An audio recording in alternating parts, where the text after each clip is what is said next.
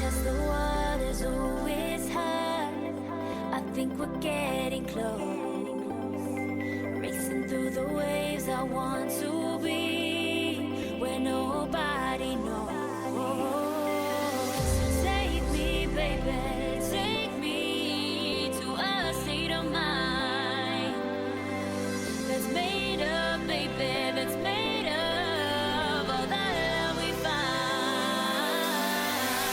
Electric, feel it in your hands. Hypnotic, watch our bodies dance. Happiness, this is where we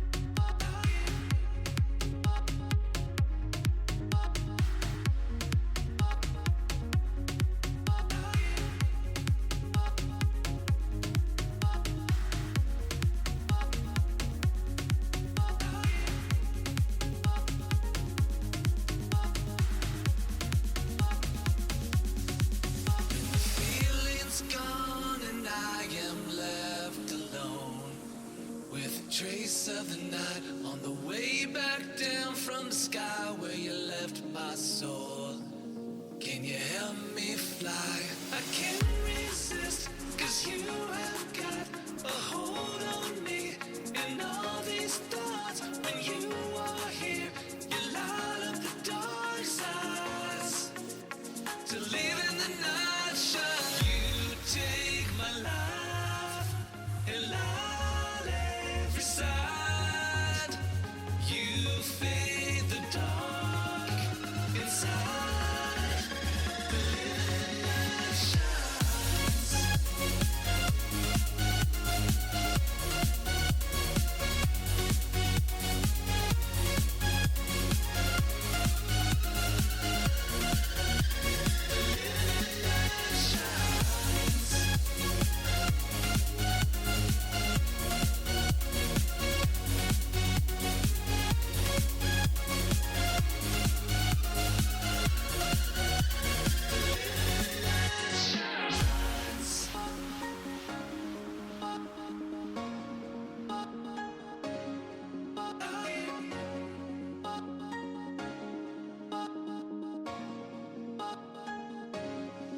And the feeling's gone and I am left alone with a trace of the night on the way back down from the sky where you left my soul. Can you help me fly? I can't resist, 'cause you have got a hold on me. And all these thoughts, when you are here, you light up the dark sides. To live in the night shine, you take my life and light every side. You fade the dark inside. The living light shines.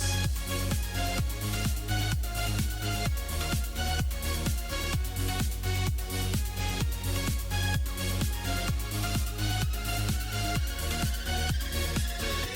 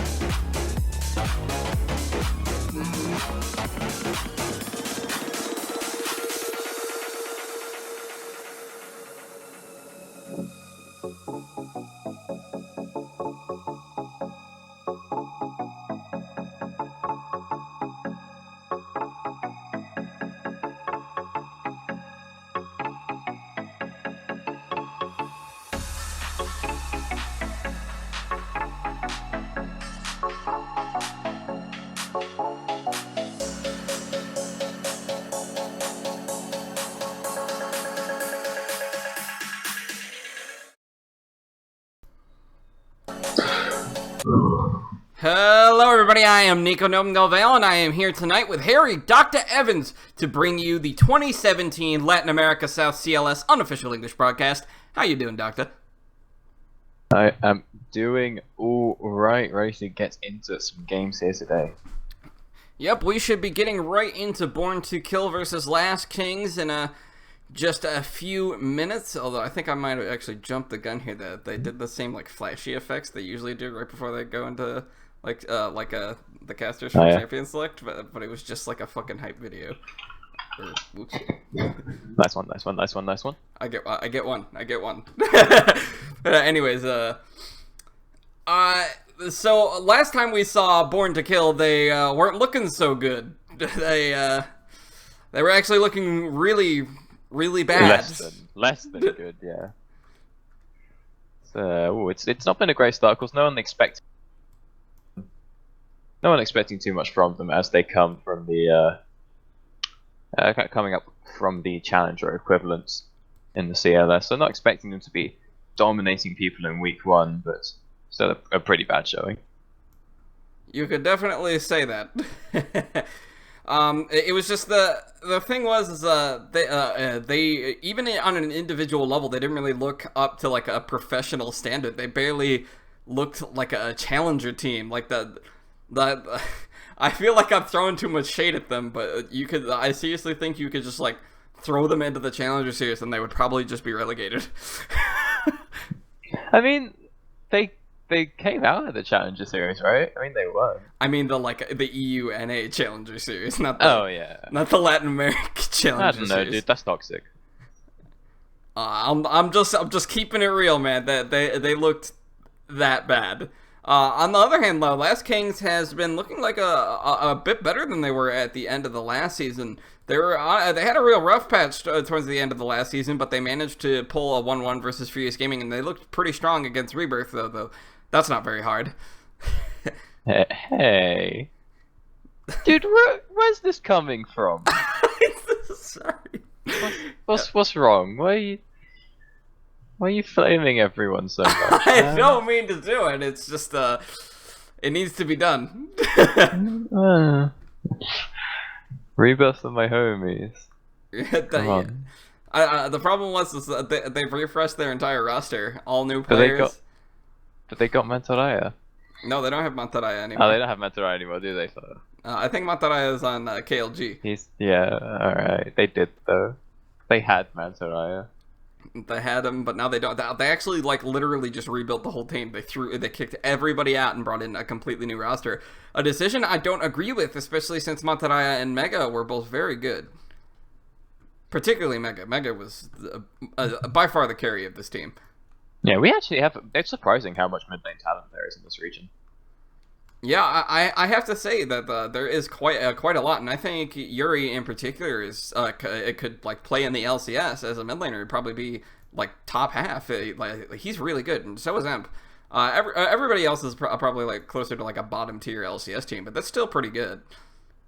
No, we've seen some spicy plays come out. Of course, one of the problems you have with the mid lane is being so central. You need to have quite a good understanding of sort of macro and how to make your most effective roams. Make your rotations happen, which is something that some of these teams don't fully understand. But from a mechanical point of view, most of these mid lanes are pretty good. Yeah, I would have to completely agree with that. So actually, I think that we might actually have like 10 plus minutes before we get into Champion Select, and I went live by accident. All right. So why don't we go back to break for a little while? We don't really have anything to talk about anyway. Okay, Nice. so don't go anywhere, guys. When Champion Select is really about to start, we'll be back.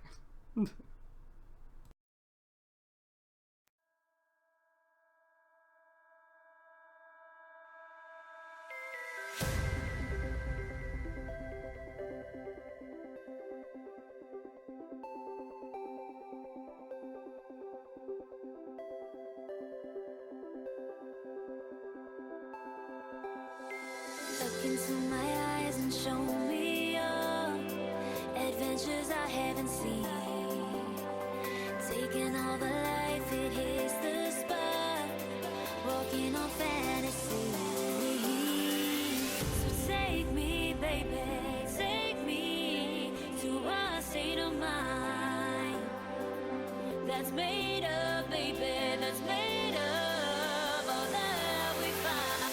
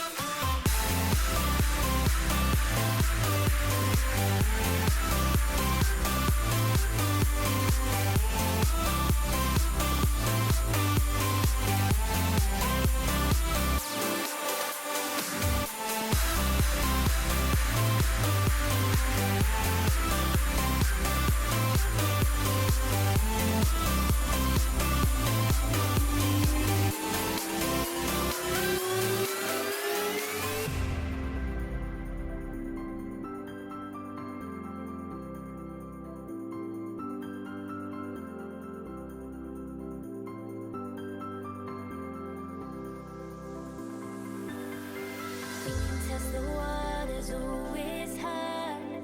I think we're getting close. Racing through the waves, I want to be where nobody knows.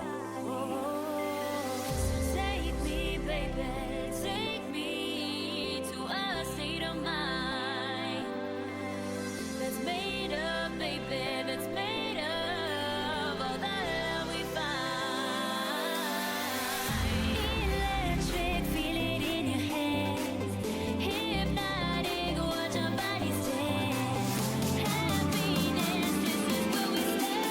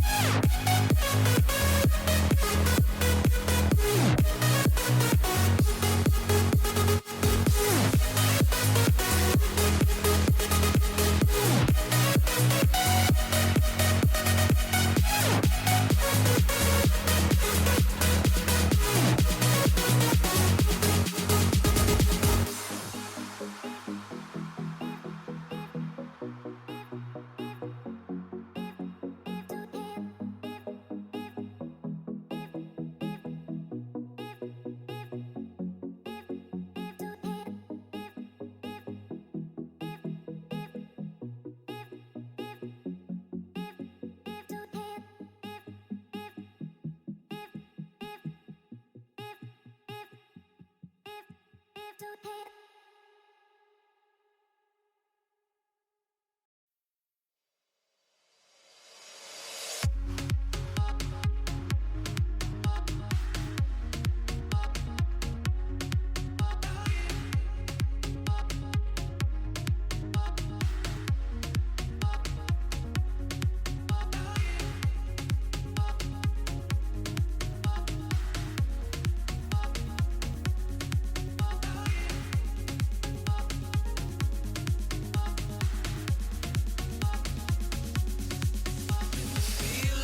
gone and I am left alone with a trace of the night on the way back down from the sky where you left my soul. Can you help me fly? I can't resist, 'cause you have got a hold on me. And all these thoughts, when you are here, you light up the dark sides. To live in the night shine, you take my life and light every side. You fade the dark inside. The living night shines.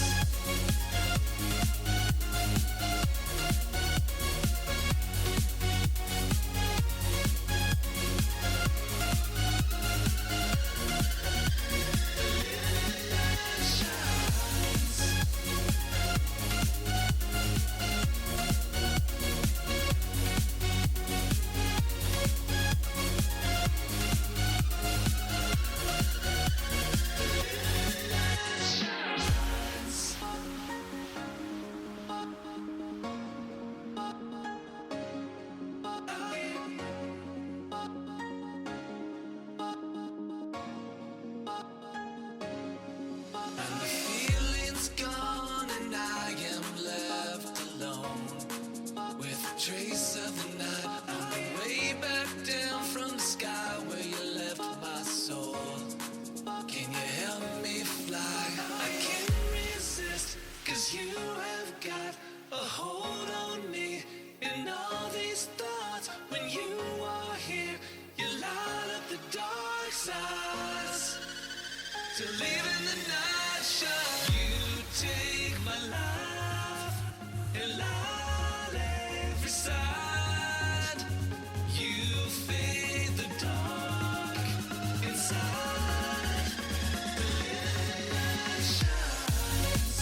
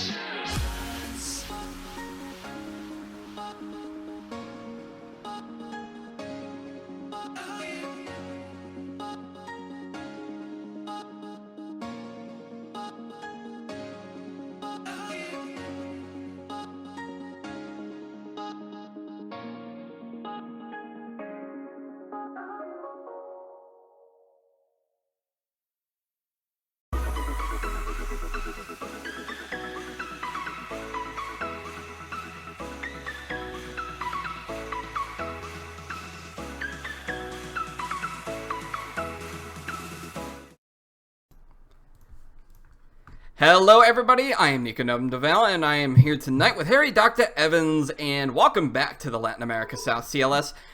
If we're going to be going right into a game between B2K and Last Kings very, very soon. And how are you doing, Doctor? Well, if this is the Take real two. broadcast, take two. Take good two. to go, dude. Yeah, coming into this game, I'm really excited to be a pretty simple game for Last Kings. They competed against Furious Gaming pretty well, and I'd still say Furious Gaming is in a little bit of a slump, but I'd still say they're one of the top teams in this league so far.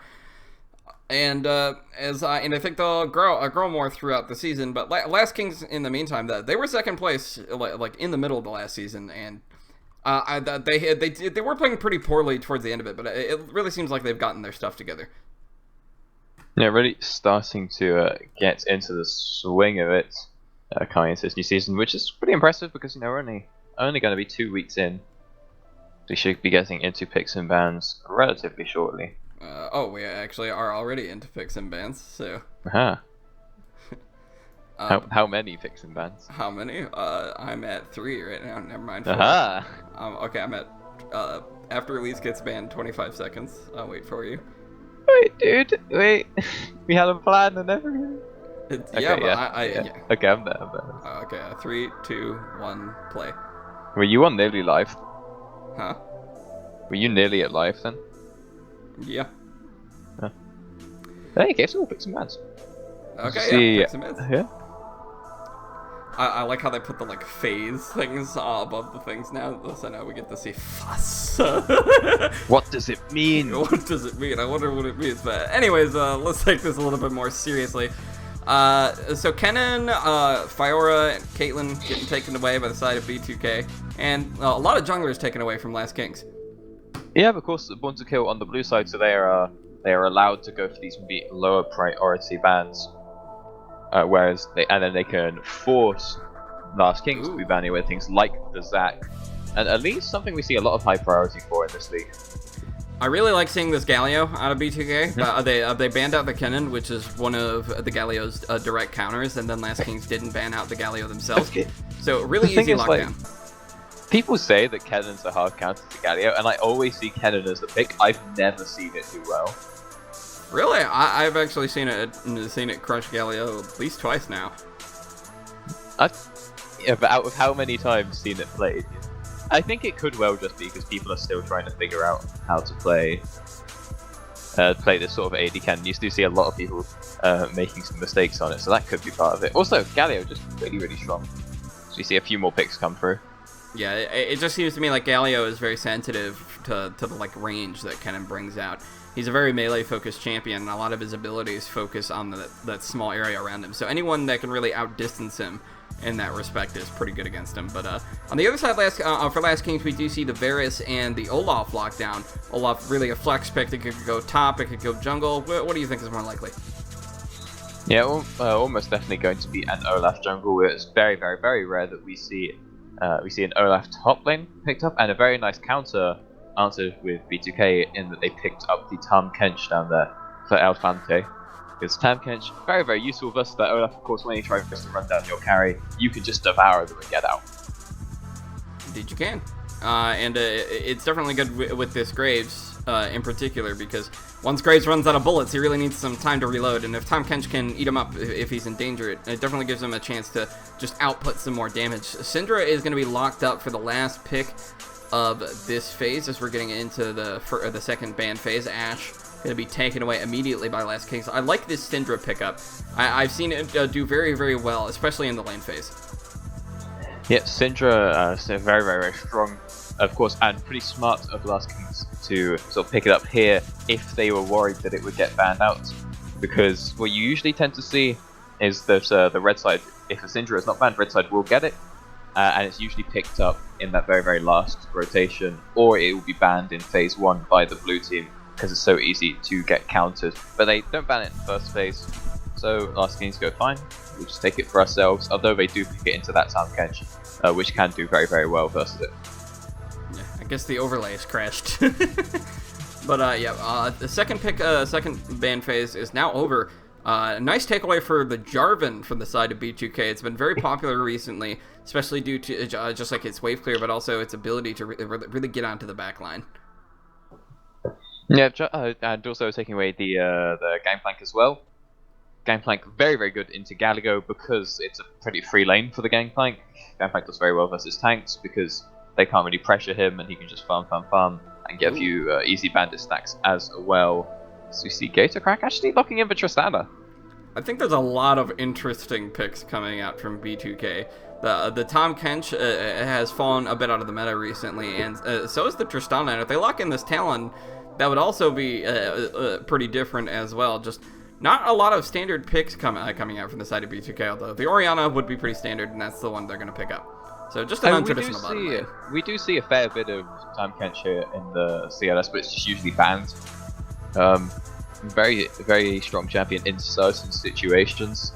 And this is definitely going to be one of them. As we move on to Last Kings' final pick, going to, of course, be their top laner. Ooh! Alright. Oh, we're actually see Lucian AD carry. That's not so. Wait, No, it's Lucian top. Where's Varus go? Oh, I see. It's Hundi. I was confused for a minute there, but yeah, we were talking about untraditional. That's very untraditional, but it looks like they're confident enough to pull it through. And Lucian top is a very niche pick into Galio in certain situations because he does quite well versus tanks. Because you think Galio, all of his abilities are very telegraphed, so it's really easy to use Relentless Pursuit to get out of the way of them. And also, Lucians want to build Blade of the Ruin King into Black Cleaver, and they like building those anyway.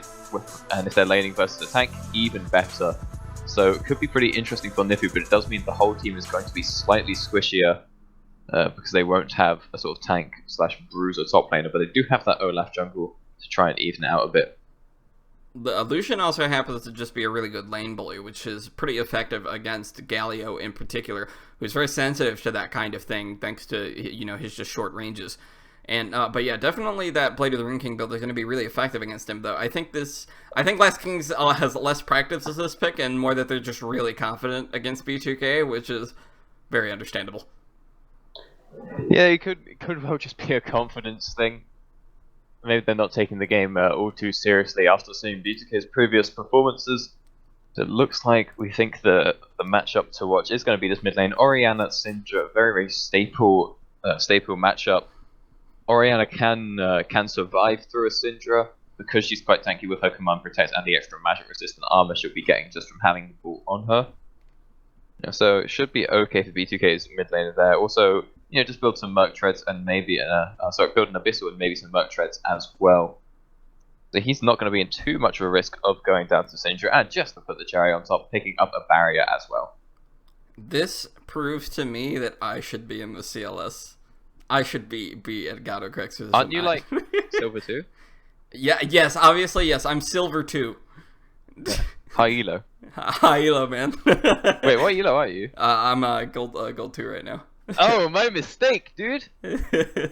I was flat 5 last season, but yeah. I'm still probably better than Gato Crack. Oh! Wait. Hey, I can do this because it's an unofficial stream, baby.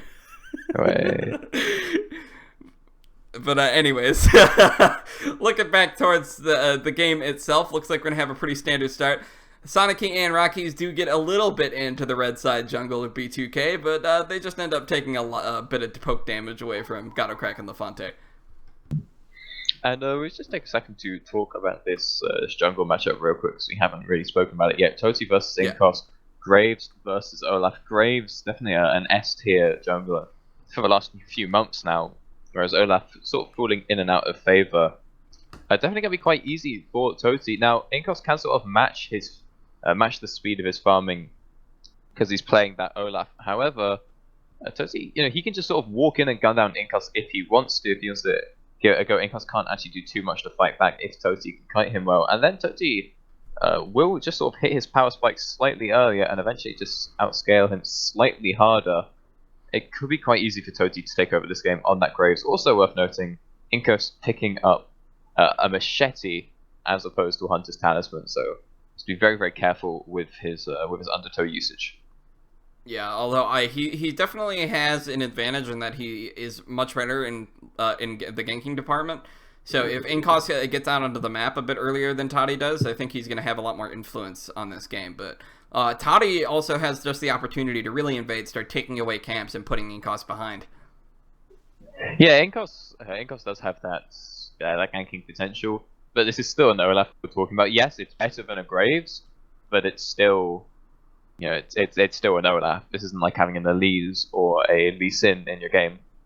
But you are right, it will be on Inkos. Okay, I just need to make something happen really early and just kind of get the ball rolling before Toti can start to take off. Toti already having cleared out a few camps, looking to pick up this Scuttle Crab as well, and maybe try and put in a gank onto the top lane.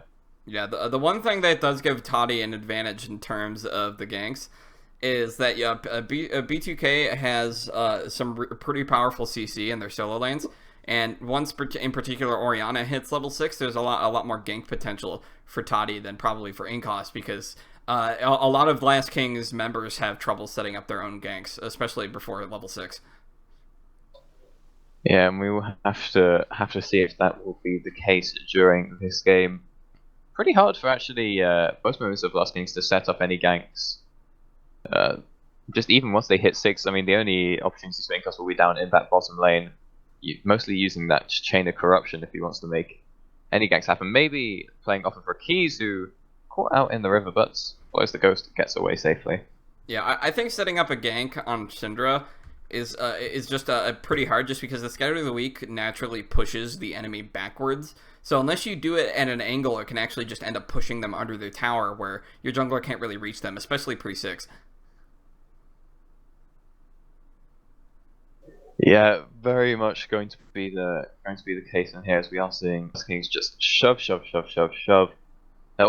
Also, of course, pretty easy for them to shove when they have a wave clear on both of those bottom laners, and you want to be pushing in versus a Tristana, because she will struggle to farm under tower due to her explosive charge passive. And like we're saying, if Toti comes up, you just drop a Mantra Inspire, and you are good to go as the junglers, just spotting each other out. Yeah, although I don't know really about Sue and Sanaki playing so hard in the push game. It's making it pretty hard for Sanaki to land a lot of poke, just because there's always a lot of distance between Sanaki and the other lane. And also, one of the primary reasons Tristana isn't really that meta of a pick is because she's super easy to punish because she pushes like all the time. But if she was pushing her back really, really hard, then the fact that she basically auto pushes the lane is not so big, and it's more like a make her lose a bit of CS to the tower tactic. Yeah, it depends on what you want to be going for. Of course, it's a lot easier for Gato Crack to farm because he has Alfante there to pick up the slack. Any CS he missed can just be picked up with that relic shield. So we do see a gank coming in. Yeah, it looks like Toddy is coming in to punish the fact that they've been pushing so hard, and Sue is caught up by the Devour. He's trapped there, and it's going to be first blood for Gato Crack. And Stu losing both of his summoners there in that exchange, just blowing them too late, and that meaning Elefante can, after using summons, of course, get the Devour off, get his max stacks of that acquired taste, and so the kill does go over, and it goes over to Gator Crack, definitely the person they want that kill to go over to. And so although they managed to deny him a couple CS under tower, he is now definitely ahead with that extra kill. As we do get a replay here, Freestand, they all jump in, and a nice flash from Elefante, splashing in, get the auto to Devour, and really, Sue and Soniki could have seen this coming. You shouldn't be letting Elefante get any stacks on you, because he can then, flash Q auto Q, and they get the Devour off. And so the second that you see Elefante suddenly start to play more aggressive, you just need to go, okay, something's up here. I guess out ASAP, using the Mantra Inspire if it's available. Yeah, and another thing about that bottom lane gank is it's really just a display of what I said before about the Tristana auto push thing, in that because Sue and Sanaki were focusing so much on pushing in, it really exposed them to being ganked, and I don't think there would have been much potential for that gank to actually go through if they hadn't pushed up so far along the lane that Elefante was able to just walk up and start getting some stacks of acquired taste. And usually in that situation, when the acquired taste starts to get stacked up, Sue would just flash on the third thing, and Elefante would have to flash after him. But instead, it happened to the reverse order, with Sue flashed first, and that basically guaranteed he was going to die to the gank. Yeah, we'd have to take into account that the lane had sort of pushed back to the middle. It had reset up, hitting the tower a little bit naturally, so that gave Elefante a little bit of a cover to move up, gave him a reason to walk forward. Maybe Sue just not fully remembering that Tosi was indeed a threat, but still across the board, very, very even game. One kill going over, 2 born to kill, but due to the hefty CS lead up in the top lane, it's even gold globally. Yeah, I just think that... See that right there? that right there, that dodge from Nifu is why this matchup works. Just everything the Goss will do, Nifu's going to know about it, and he's going to be able to jump out the way. Indeed. Talking about the bottom lane stuff. I just think that it was really bad if Suda ever let himself even get caught in that position by the acquired taste. Tahm Kench is not really the best in terms of setting up ganks for the jungler, but he still managed to do it really well just because of how Su was positioned in the lane. He also got minion blocked on the way out, which is a problem. Yeah, that's a bit of a feels bad man on that one. Of course. I'm not 100% certain on the states of the mantra by Soniki. We've been talking about this point for a really long time, by the way, but just nothing else has happened. Yeah, not a lot of action in this game. We can get really into the nitty gritty of this one, so I'm not sure if Soniki had mantra available. Also, maybe Soniki could have been a hero and blocked the tongue lash because Soniki did have flash. So basically, long story short, it's all the support's fault. Junglers ganking Su's lane, support letting him die, GG FF at 15, his team's trolling him. Right? It would be pretty funny to see FF at 15 in a competitive game. We saw FF at 15 in Compete League in it was at 16:30 actually. But yeah, so well needed. The game is slow. Shouldn't you have expected this? I told you B2K was the master of the clown siesta, didn't I? I love some clown siesta, dude. B2K invented the clown siesta. They live the clown siesta. I mean, to be fair, normally with these zero keys, as you can tell, I'm really not a fan. But Rockies, actually a nice 1v1. I didn't think he was actually going to be able to pull that off, but a nice Dark Sphere manages to finish off Gambite. All right, Rockies making stuff happen. Woo! Yeah, picking up the solo kill on Centra, who saw it coming.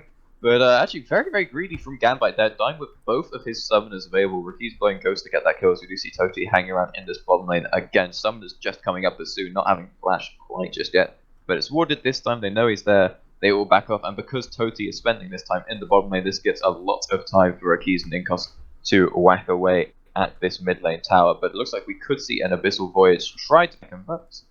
They respect it, they back off. Yeah, as you can see, I really hold a grudge against B2K for putting me through the clown siesta. How long was the game? That game was like 50 minutes long, and almost nothing happened for like 25 straight minutes. It was driving me insane. So I hold a grudge. I hold a grudge big time. Alright, you can write them a strongly worded letter. That's what we do. I need to. That's what we do. Ooh, or maybe I can just BM them online. But yeah, Rocky's forced to flash in the jungle. Gambite actually has to flash himself just to get into range to pull off that shockwave. But Ricky's able to react perfectly in order to avoid it. Yep. Flashes traded mid lane definitely would have been a dead Ricky's had that one connected. Nice reactions from Ricky's. Potentially expecting something from Toti beforehand. Once again, not too much going down. A 700 gold lead for the Last Kings, which is mostly in the 20, it's 100% in the 20 CS leads for the solo laners. It's pretty good. That's going well for them. Last Kings just needs to avoid being dragged into B2K's way of thinking. It can't be dragged into the clown siesta. They need to avoid it. They need to be proactive, make aggressive plays, avoid the clown siesta at all costs. What's wrong with the clown siesta, dude? So the thing is, like, normally we'll see these teams coming from the Challenger Series sort of play it quite solo QS, so it's quite relaxing to see, to see them go. Actually, hey guys, we're just gonna take it slow. We're not gonna do anything particularly chimpish. A lot of them will panic, especially early on into the season, because we are only 2 weeks in. So it's good to see them taking it slow. I gotta say, B2K reminds me of this is like some old school CL lore. I don't even think you were around back at this point, but Remembrance back in season 1. They were like super safe, and like every time I would cast them, I'm like, okay, so Remembrance is the master of playing too safe.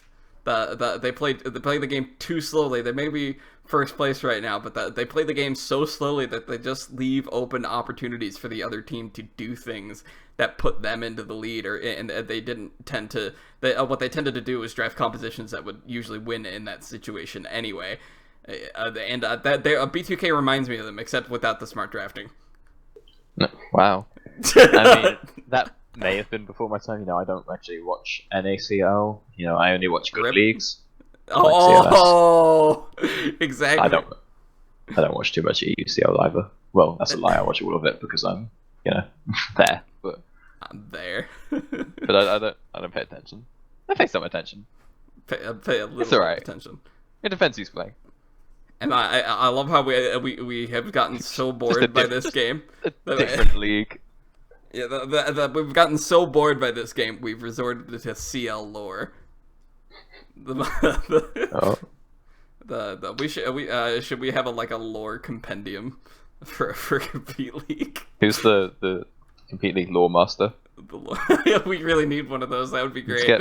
Who are all the... Oh, actually, hang on. Ooh, a nice shockwave comes out from Gambite as we might see another mid lane 1v1. Unfortunately, Toddy comes in to interrupt the fun, but Rakiz still seems to want to fight. Oh, nice stun, He gets the nice stun from the Scatter of the Week. Inkos has joined. He might be looking to play aggressively. Toddy is starting to get burned down pretty low, but he manages to avoid getting dropped out by the Dark Sphere. Lafante suddenly shows up through an Abyssal Voyage, but he doesn't show up anywhere useful.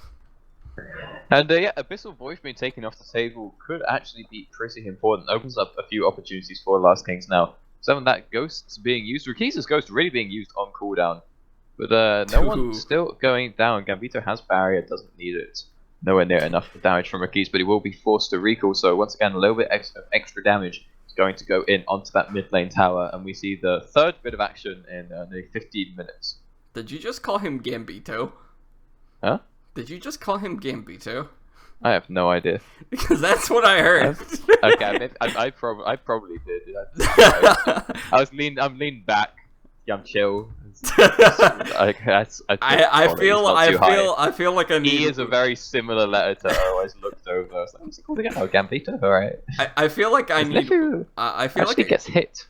Yeah, I feel like I need weed to enjoy this game properly. Wait, hang about, dude.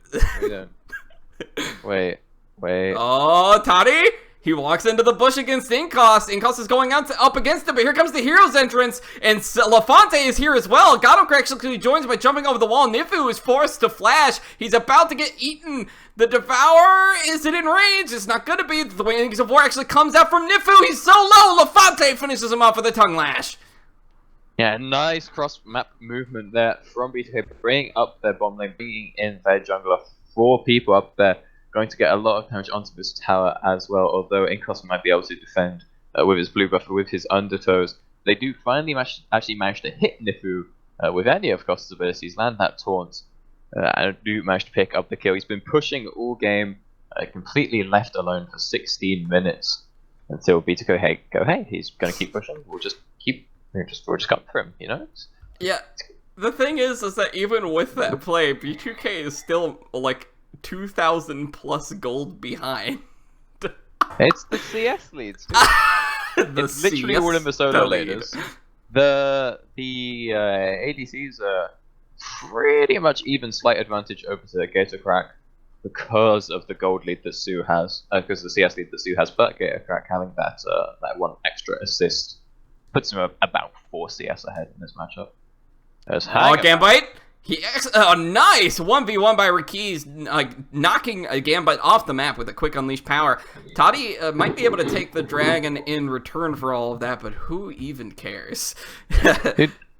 And you know, finally Rakiz gets a few items, just runs into the mid lane, drops the unleash power, actually picking up the kill this time. Because this is quite disrespectful setup from Gambite, because he's gone for sorcery issues. He's going for a bit of extra damage, even though he already has a little bit of AP on his team with Goss on that Galio, so magic resist will be built by various members of Last Kings. And this just means that he's just taking more damage from Rakiz. You really do have to build Mercury Treads when you're versus the Syndra, or she's just going to run you down with the Unleashed Power, as we just saw, and actually managing to turn that into a tower in the top lane as they catch B2K as they leave the lane. Yeah, and I actually saw this exact matchup in the LMS this morning. And the Merc Treads were definitely built, and they were actually very, very helpful against the Syndra because they really negate a little bit of the CC that she brings out from Scatter the Weak, but it also prevents her from just straight up bursting you like a Gambite is getting. But Toddy has actually shown up as Last Kings is doing the Rift Herald, but it's not going to get stolen away. Inkos is able to secure it with Smite, and it looks like Last Kings is ready to fight back. Inkos running around. He is so fast. Sue is actually trapped inside of the Baron Pit and forced to flash away, but now LaFonte has actually been caught up by the Scat of the Week. The CC is not able to be followed through, but as all of this is going on, if he was actually split pushing in the bottom lane, already managed to take the bottom lane tier 1 tower, and is going for that second one. And a bit of a slow reaction from B2K, a bit of proactive action from Last Kings. They pick up a kill, a tower, and the Rift Herald. And they all managed to get out alive. B2K very sort of split in that fight. Some people were going for the front line, some were going for Inkos, some were going for Sue, who just flashed out of the back of that pit. We saw Goss sort of walks in, starts charging up the tour, moving towards Nifus, and then he just changes his mind, turns around, starts going towards Inkos. We really starting to see maybe a bit of communication errors here between Born to Kill as we will get into replays. We'll watch it again. So Campfight, nice play from Rakista. He didn't actually have vision of that. He knew he was somewhere in the bush. And we see that Goss dashes in onto Sue and then changes his mind, walks back. So we actually cut out of the replay. Okay. So it's a nice play from Rakis. You see the wards just died. I think they just wanted to show from the beginning part, or maybe they thought something was going to happen. Hitting the blind stun onto Gambit, well, not too blind because he knew he was in the area. It's just and usually picking up the solo kill. You put that And we now picture. see Yeah, we now see a little bit of Metro Resist finally being picked up by Gambit. It'd be interesting to see if he's maxing his command Dissonance second or Protect, as he has to actually flash Jesus away, Christ. just being forced to flash just by one. He had to use his barrier Rakis. too. That was Gambit with his barrier getting knocked down to 20% health from like one ability. One button, 2 summoners. That's a... Hey, it's classic Syndra. Miss all of your skill shots, still kill the enemy. What? My favorite champion, dude. I think Syndra really needs like a mini rework, big time, like where they would make it so that she doesn't drop as spheres unless she actually hits the target. Gosh, actually getting gunned down a little bit. Oh gosh, you're in a lot of trouble. He's lucky Nifu doesn't have the culling to finish that kill. Well, he used the culling to pick up the kill, yeah. Or to get him that low. If he did have the culling, then he'd be on significantly higher health. It's a good point. But really it was Nifu actually managed to just like hit him down and have Last Kings now secured every buff on the map. Did they get the red buff? Did Nifu just pick that one up? I don't think they got the enemy red buff. I'm not sure about didn't that. get the south side red.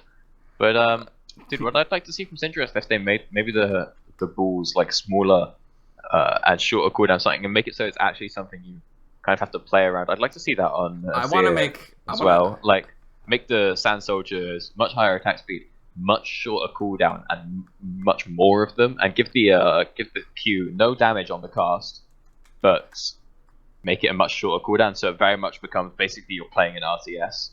I mean, there's no as it is in this game, but I like the idea. I want the Dark Sphere to be made a line skill shot, and then when it hits the target, it'll drop the sphere into the ground. Wait, but then it would be absolutely terrible if you completely used this champion. Wait. How do you mean? Wait, then she just loses all of her wave clear. Wait. It can hit minions. Yeah, okay, so it can hit the first minion. Alright. Good job, Mr. Melee Creep. You saved the day. You saved the day. Wait, that would decimate her laning, decimate her wave clear, and make her completely useless in a team fight as she just throws everything into Galio. Sounds good. Sounds good to me. Alright, let's do it. Let's do it. You hate Yasuo, I hate Syndra. Wait, I don't hate Yasuo at all. You hate Yasuo. No, I thought you were the one who said you hated Yasuo. Was it not you? It was like... I never said I hated Yasuo. I said I wanted to see more Yasuo, and somebody else said they hated Yasuo, and they didn't. Was it Primus that was talking about a 92% ban rate Yasuo then? No, I was talking about the 92% ban rate Yasuo. I just thought it was funny. No, dude, I don't mind Yasuo. I think he's annoying. Oh, Shockwave! Ooh, It pulls Rakis under the tower. He's able to survive without taking a single hit, though. El Fante flashing and misses the tongue lash, doesn't get the slow. Don't know how much of a difference it made, but not having that flash can be pretty important. We already saw how he used it earlier to pick up the first kill of the game for his team. Not going to have that option. Not going to be able to flash to devour anyone either. As Nifu once again just pushing Goss out of this lane. he's building so much armor. The other thing is he built this very, very early, that Iceborne Gauntlet pretty much as his first full item. I don't know how often he's actually getting to auto-attack anything. You know, usually casting games of League of Legends wakes me up, but why is it that casting B2K games puts me asleep? Wake up, wake up. Wake up, as I say. Like, it just legitimately feels like B2K games are more boring than normal boring games. Because, like, nothing is happening. It's not boring, it's controlled, man. Well, Last Kings have somehow got a 6K gold. No, Last Kings is controlling the game, and B2K is making it very easy for them, I think.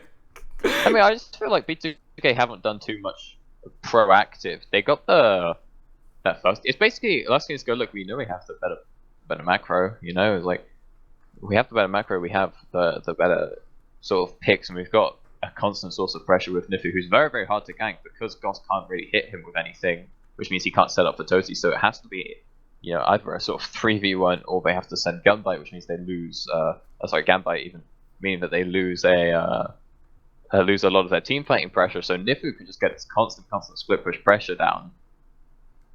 I mean, the Last Kings can just be this as controlled as they want, just chilling, just do what they want, nice little red. Oh no, the red reset. Yeah, so they can just sort of play this game how they want. They go, and we're ahead in CS because we're just better at lightning.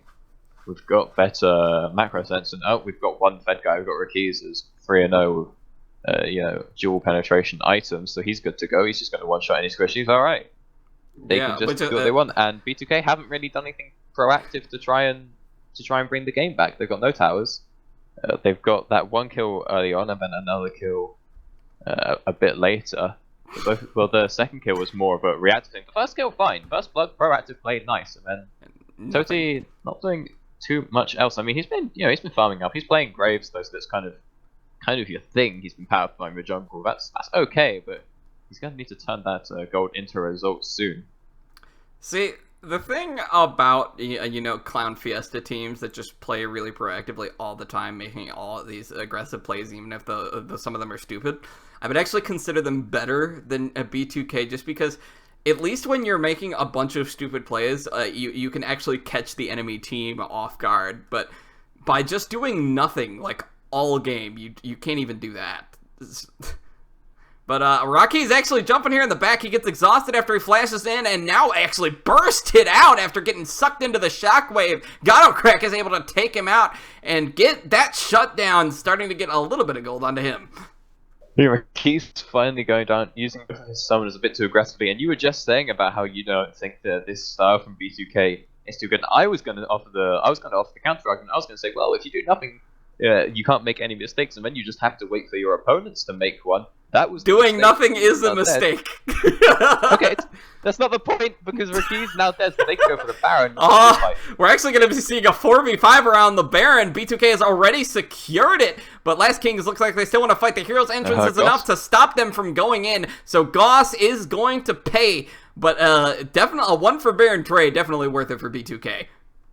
Yeah, but Goss not having his flash, there's no way out of that pit, so just tries to use his ult zone and save his team there.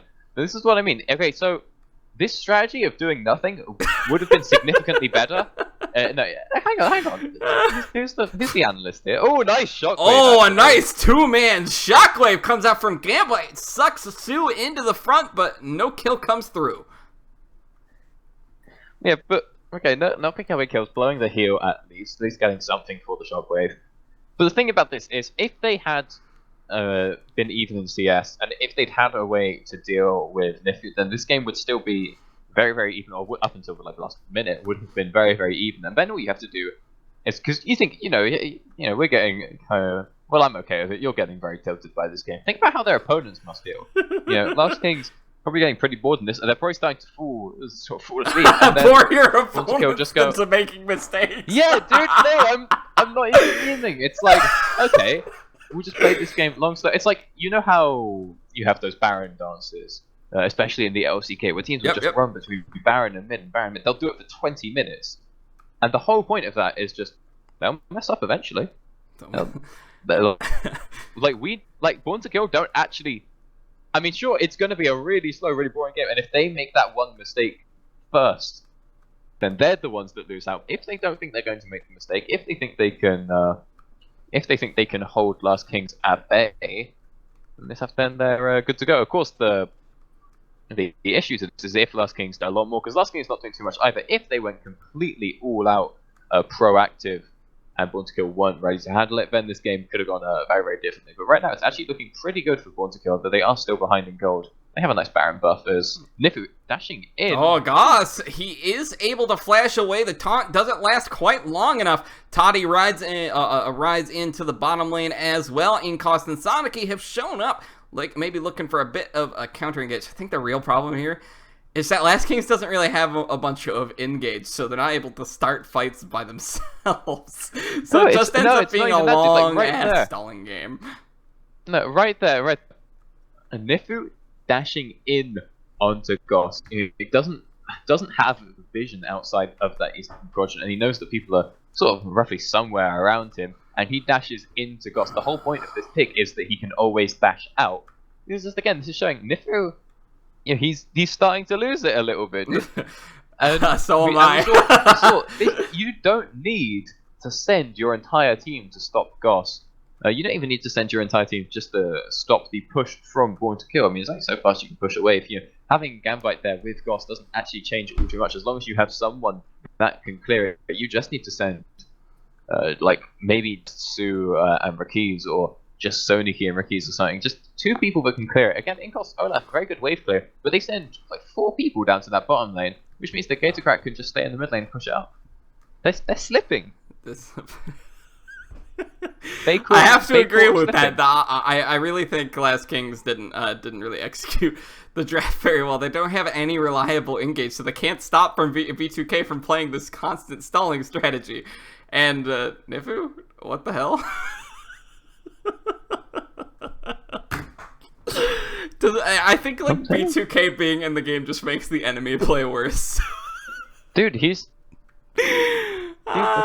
This happened in the Halfnet games too. Like Halfnet played a really, really solid first game, and then in game 2 they just started playing like idiots.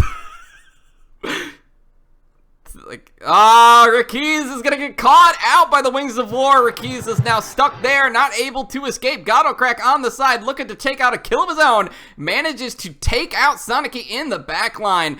And that also means they'll pick up the Scuttlecrab for the Dragon area. No Dragon just yet, but I think they actually just took one. Yep, they took the Ocean Drake. They just picked up the Ocean Dragon to their name. Again, Waterkill just coming back into this game. Only now 2,000 gold down after a sort of 4,000, 6,000 deficit. Picked up the Baron, picked up 2 dragons for themselves, and now looking to maybe pick up some turrets, as there is no one in the bot lane to stop the Goss. So we'll get into the replay. Again, Goss just nice zone, gets the flash forward onto Rakiz, and they just managed to pick him up, also using that Hero's Entrance to save Gambite. Soniki going down to that Buster Shot as well. 2 kills for Born to Kill, 1 for Gatorcrack, and a Dragon. Yep, although they don't manage to pick up the bottom lane tower just yet. Goss is still down there working on it. He should be able to get it. Nifu is on the way down, but there's no way he's going to make it in time. So that'll be the last Tier 1 tower down from B2K. They're still at a 900 gold deficit, but overall they've pulled themselves quite readily back into the game in the most boring, annoying fashion possible. Dude, it's not that bad. It's pretty bad. Come on. I hate everything this game represents as a play-by-play caster. Dude, I'm having a blast because I don't get interrupted ever. I can just keep going. I think I need to get drunk in order to appreciate this game. Normally I need to, like. That's how slowly I'm talking right now. Normally, I have to rush through my point, get it done ASAP. But and now instead of ASAP, we are ASMR. Hello, Nolan. Glad you could join us today in this game, Born to Kill versus Last Kings. Yeah, it's a good game, dude. It's Thursday. A good game, dude. Game 1 of a best of 2 series. We have the second one coming up. Best of 2. Yeah, I totally get you, man. Best of 2 on this is Thursday. And the week 2 of the Copina Latin America Tour. Oh wait, are there gonna be dives? But Elfante playing Tom Kench, so your crowd control is irrelevant. I feel like they picked this Tom Kench just to make sure the game never broke into but like you can't even make a pick because you have Tom Dude, Kench. okay, you know what? You know what? You should be grateful that there isn't a Caitlyn in this game. Oh god, that would make it even worse. No, I should be glad there's not an Ezreal in this game. No, dude, Ezreal's whatever. Like, Ezreal's fine. He's got mid-game spikes and whatnot. Caitlyn is the champion. It's like, oh, you're pushing? No, you're not. Oh, No, you're not. It's like, we'll just siege you for 3 minutes straight, and I'll hit your turret about 4 times during that. But no, I'll get it. It's like, I feel like I see should. Baron actually warning. I feel like if I started assembling the top 10 games of League of Legends I ever watched, I would just be listing off a bunch of B2K games now. The number one on the worst games of League I've ever watched list. Not exactly something something to cheer about. Don't make me bust out CLGEU versus whoever it was. Yeah, but at least Froggen and Crepo had personality, so I could laugh at them. But hey, these guys have personality. You just don't speak the language. That's not their fault. We're not at Curse versus Complexity just yet, but at least Curse versus Complexity had a good ending. I doubt this game will. Dude, that's just not B2K style. My favorite of any LCS team to ever exist. Competitive Black. Those dudes, they all just really wanted to get into the LCS. They were all really into it, and they did it. You know, West Trice have been trying for a few years. Robert Exley was like my favorite streamer at the time, and he got in. So I liked it. I miss Bubba Dub, or whatever his name was, the support. Yeah, that guy. Yeah, that guy was awesome. It's not Bubba Dub, but I've just completely drawn a blank now. You said it. If you said I missed the support, I could tell you. Was it Bubba Dub? No, no way. I don't know anymore. Is he's coaching now? Is he? So. I'm not sure. All I know. Maybe it was Bubba Dub. Oh, it was Bubba Dub? It was Bubba Dub. You're right. That's such a weird name to say out loud. It's pretty fun though. I like it. What are we even doing anymore? Just looking up research for random stuff while we're in the middle of casting a game of League of Legends. Jesus Christ. Yeah. Yeah, but Last Kings are around the Baron. Now, looking to secure all the vision controls so we can just dance around this for the next 25 minutes or so. And then maybe something will finally happen, and the game will end. This is something happening, dude. Objective spawn, they go in to get the vision control. We've got another dragon spawning in just 8 seconds now. I'm not 100% certain which one it is, but we will find out very shortly. B2K pushing up in the mid lane, trying to get a little bit of priority, but Rakis has the flank.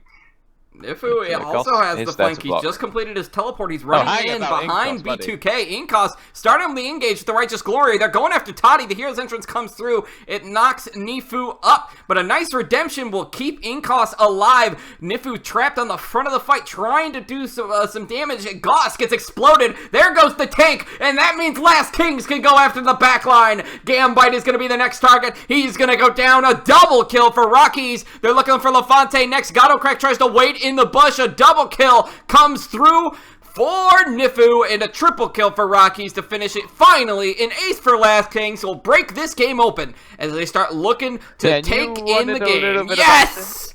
Yes! Here it is. It's come pretty good for team fighting, but Gattocrack wasn't there. Inkos just 99 miles an hour, busts out the Ghost, busts out the Ragnarok, and busts out the Righteous Glory, runs down the team with the flank from Illusion top. Definitely a sentence that you hear very, very often. He's managed to run onto Goss, of course, his armor being completely shredded. And actually, we still got a few seconds before anyone's... Are they going to end the game? Here. There goes the second Nexus tower. The Nexus is open. They're going after it, and Toddy has not the tools to stop them. Last Kings finally manages to take game one. Well, hey, They did it. Mission accomplished. Hey, no, guess what? What? It's a game too, dude. Oh my god. No. Yeah, you're gonna laugh at that, dude. I mean, I'm not. I'm really hoping. I'm okay with it. I'm really hoping it's not a clown siesta again. Clown siestas are alright, you know? Don't have to, for you. Just sit back and relax. Get in a quick nap for you. Yeah, dude. I could probably have napped through the middle of this game and nobody would have noticed. I'll just take a nap for a couple of minutes. And you could just talk for a little while, be like, "Yeah, dude, this game is amazing." Well, why do I sound blazed? Hang on. You do sound blazed though. Wait, hang about. I don't go. Yeah, dude. So I'm gonna move on towards the bar and. I just added in the any Dude case- Bro terms to make more fun. But yeah, in any case, the game is finally over. What is there really to analyze from that game? It all came down to that one engage. It was just Nifu just B2K finally deciding to do something, and Last King's immediately taking advantage of that to win the game. Yeah, I mean, I was trying to sort of explain it throughout the game. You know, B2K trying to go for this sort of slow style where one mistake costs the game, but they can't capitalize enough on the mistake that Last King's made, and then when they get caught out in the 5v4, don't expect the fight. I mean, not very many people would expect the Lucian flank, but they don't anticipate it. They got gunned down. Inkos was engaging from miles and miles away, sprinting onto them like Usain Bolt, and then because their mistake was made later in the game, they have the longer respawn times, and it means that Last Kings can get more. They get the open inhibitor tower, get the inhibitor, and get the nexus to boot. See, I think the problem with this really slow style is that you need to be better than your opponents to win. Not necessarily. It's more no, because it's like. So one of the issues they had was that they obviously just had the weaker laning. I mean, we saw a few solo kills in the mid lane and CS deficits in the solo lanes. Although the top lane was mostly a what should we call it? That was just a hard matchup for Goss up there. But you don't have to be better. In fact, it's a much more safer strategy, because if you try to make something happen, but you know you're worse than your opponents, what can happen is you say you're so much worse than them, but there's just like things that you don't even know about that they've already planned ahead for, and then you can make mistakes you don't even know you've made. Whereas if you play this, it's very reserved. You aren't going to slip up. I mean, you just go, look, guys. If we're the more patient team, we're going to be okay. You see this in some sports. Things like, I think it's a strategy in fencing, is you just go fully defensive, and you just wait and you block and you block and you block and you block and you block and you block, and eventually the other guy slips up, and that's when you score your point. Yeah, but at the same time, it really seemed to me like they were very predictable playing this safe style. Last Kings basically read them, waited for the right time to actually start being proactive by themselves, and they immediately took advantage of that to just take the win. And honestly, I think it was not a very well played game from Last Kings either. They had a pretty big lead throughout a large majority of the game, yet they almost never actually decided to force anything. They also played the waiting game, although definitely a lot more effectively than B2K did. But Last Kings' waiting game was working out just because of the top lane matchup, because Last Kings did not have a very good 5v5. They were okay, they could obviously enable the OLAP as we saw, but just due to the fact that they had a Lucian top, they didn't have as beefy of a frontline sort of vanguard, because they did have they had an Olaf who'd be diving in, not something like a Galio who would be protecting them, and because they could get that split push going in the bottom lane, they did actually end up winning the game over it. So it's a bit better for Last Kings. We do get into this replay, just a bonus kill, picking up a dragon, and then they get the double kill because of the flash engage from Goss with a nice save, and Gator just on the side picking up that kill onto Soniki. But so Last Kings had the split push going, and their split push was working better. But I feel like they could have sort of capitalized more. They could have still had the baseline there. They had the scouts to go, okay, you just go to a side lane and try and draw people to you. But then they didn't go, okay, he's drawn people bot, or we should shove mid. Or there was that situation where they sent so many people down to defend him when really didn't need that many, and that would have been the prime opportunity for them to maybe pick up a tower. Maybe they would have traded towers, but they could have possibly even gone to 2-for-1 on those towers, depending on how they tried to move around the map. I do feel like that final engage was a little bit forced. A little bit Inkos just going, alright, Chewie, punch it. Slamming It's the like, pedal I've to had the enough metal. of this, let's just do it. He just got every single speed boost in the book and ran from the chickens to the river in about half a second. But it worked out. They got the kill. They got the win. 1-0 Last Kings. So, I think a lot of the problem too is that they have this Tristana, but they barely ever rotated it around the map to try taking towers with it. Yes. They had a lot of moments in the game where they were positioned in a pretty good spot. Like, there were a lot of these fights where they were just delayed because B2K would always just back off, play it safely, play it incredibly patiently, but they wouldn't use the way that they had positioned Last Kings on the map due to that in order to start rotating the Tristana around and start taking towers uncontested, which is actually what Nifu managed to do on the split push. Yeah, so we just have a glance at this replay here. We saw a really nice lockup right there. The whole corridor getting locked down by that scatter the weak. And there was also a very nice Chains of Corruption earlier on. Just means that once a kill just playing on the defensive for this whole fight. And this was Gatorcrack's chance to make something happen. But he showed too early. He attacked the person on full HP. Now maybe if he'd waited and gone for Rakiz, and Rakiz was at the back, or Soniki, tried to just pick someone off and get a crit, maybe he could have saved the game. But he was sort of too eager to do it, went for the full health targets, and sort of got gunned down immediately, as he also went for the person that was bang in the middle of the team, not trying to go for a straggler on the back end. I also don't like that he didn't just go back to base. He could have defended if he could. Like, all he had to do was rocket jump away, and he could have been back to base. He tried to rocket jump away. No, he tried to rocket jump away after attacking. If he went to the base, he'd just get run that way and cross again. Tristana is not holding 1v5, but I do agree with what you were saying that they could have been using Gator to try and get a few extra towers around the sides. Gator was always farming up those side lanes, always getting that extra gold into his pocket, but they're not doing too much with it. They have this double ADC comp. They were very well equipped to take towers. We just didn't see it. Which, again, is just one of those symptoms of these challenger teams, is that their macro just isn't as refined. But honestly, that strategy could work. Hang about. Actually, I've just remembered a team that employed that strategy. Actually, Mr. Delveo. You know what team employed the? All right, we'll just wait till they make a mistake and win the game. Oh, what? Season 6 SKT. Not season 6 but Born to we can Kill talk are about that a little essentially bit SKT. more when we come back. Let's just take a quick break right now before we head into the next game. We'll be right back. Don't go anywhere if you want to see more Clown Siestas, I guess.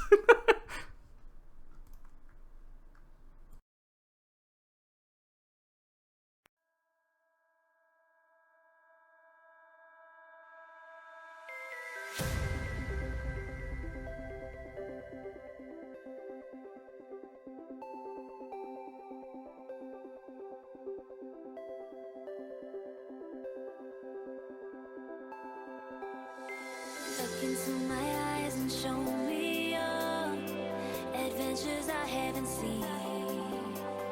Taking all the life, it hits the spot. Walking on fantasy.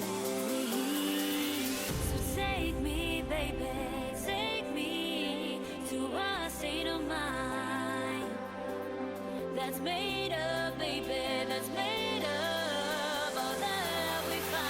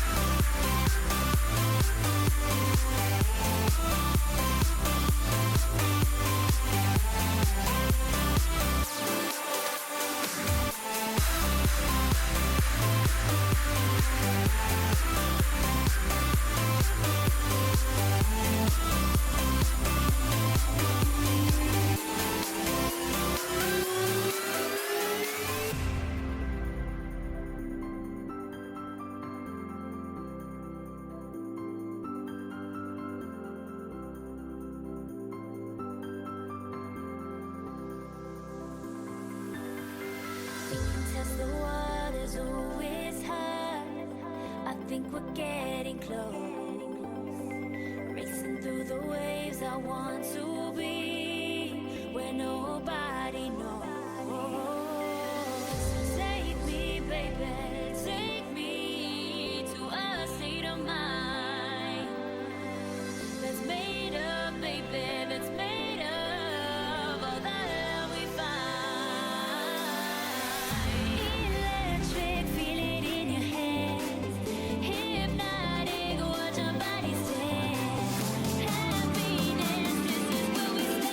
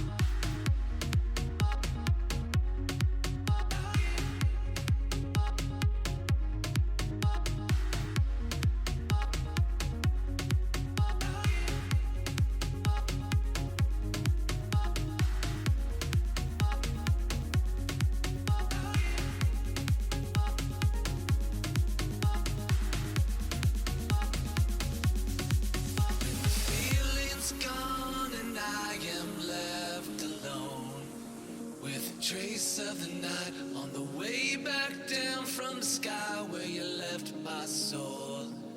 Can you help me fly?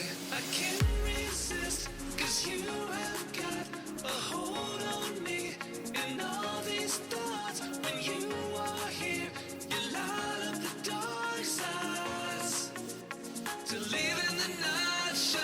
You take my life and light every side. You fade the dark inside. The living night shines.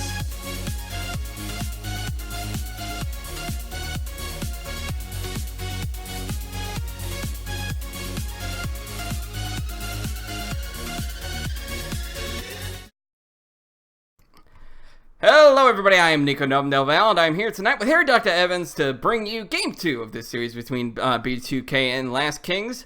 Should be getting in pretty soon. How are you doing, Doctor? I am doing good, ready to get into Game 2 of this one. Like I said, B2K versus Last Kings. Bit of a slower game last time round, but Last Kings eventually picking up the win after a pretty nice Lucian top flank.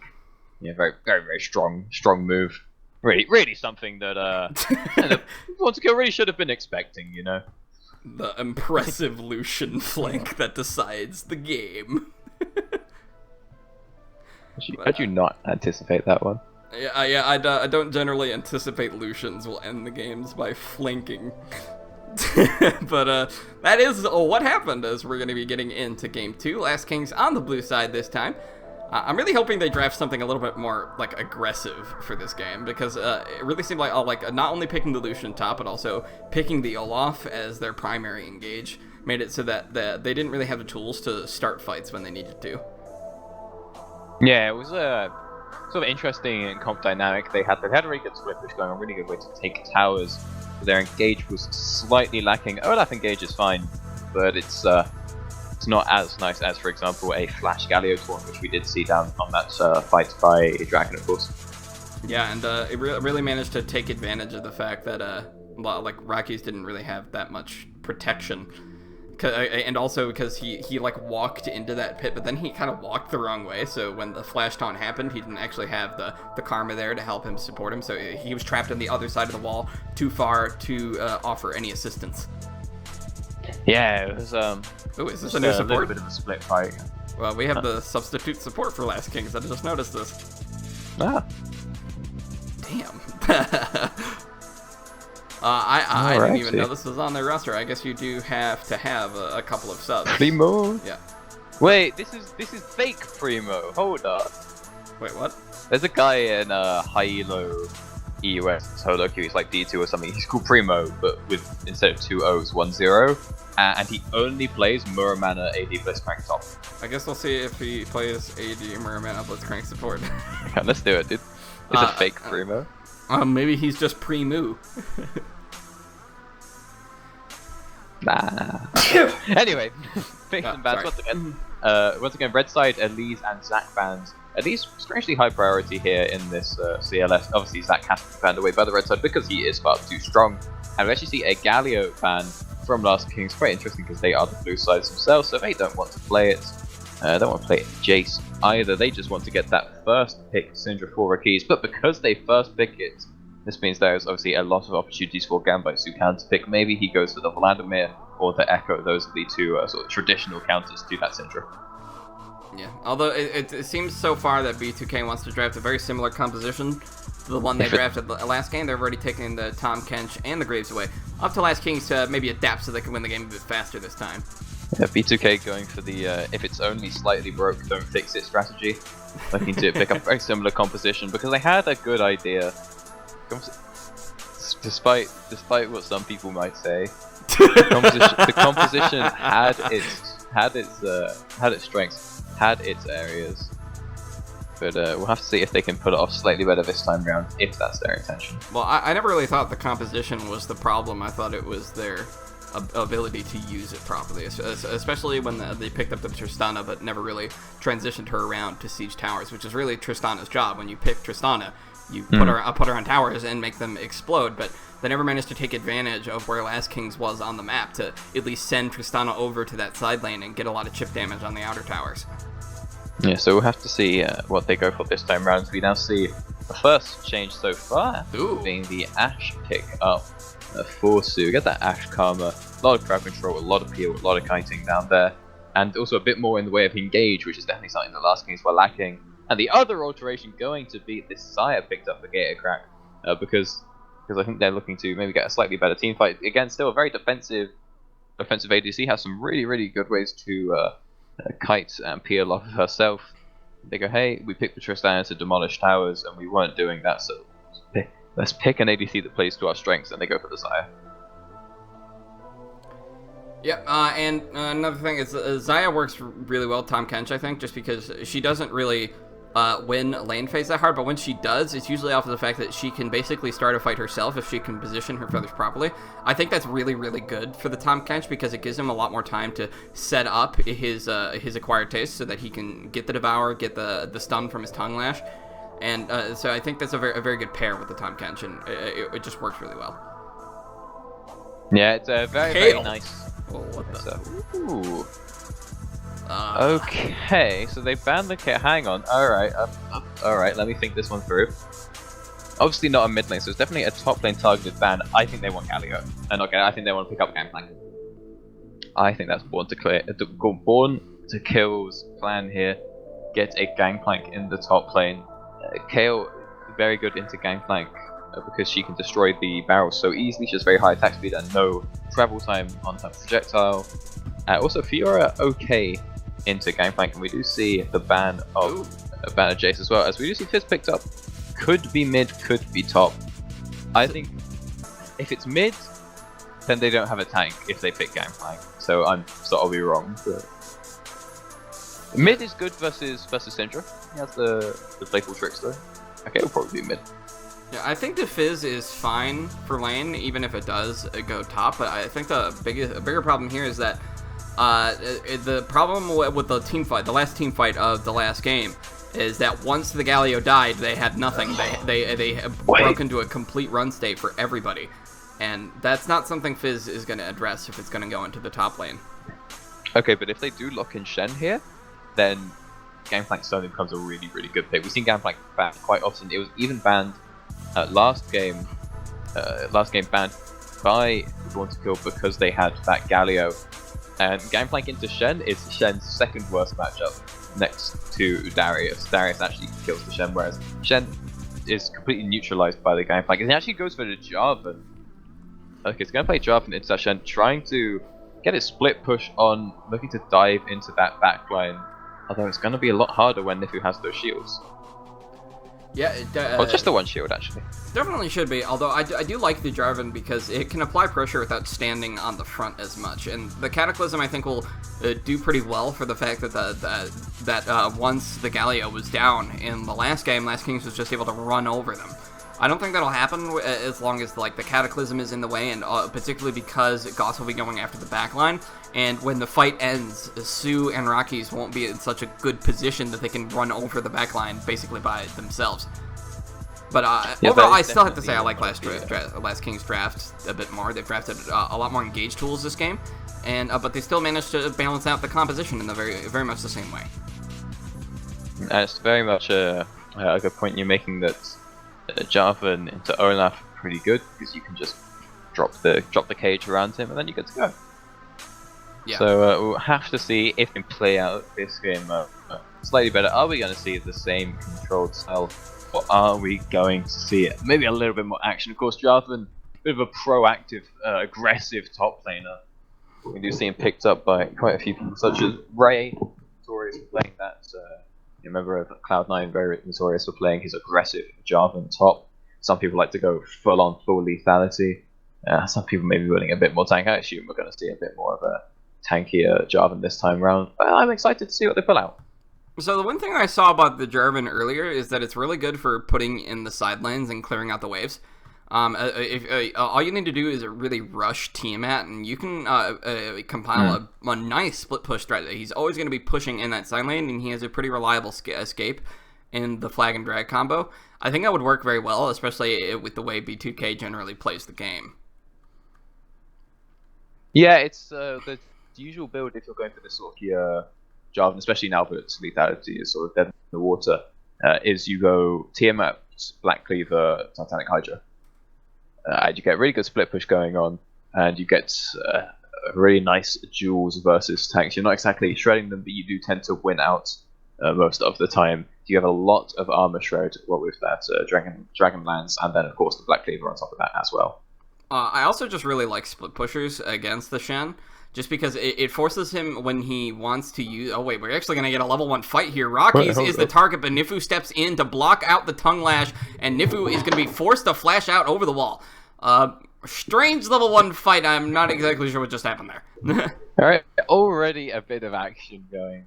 But yeah, just a bit of lack of respect there from Last Kings.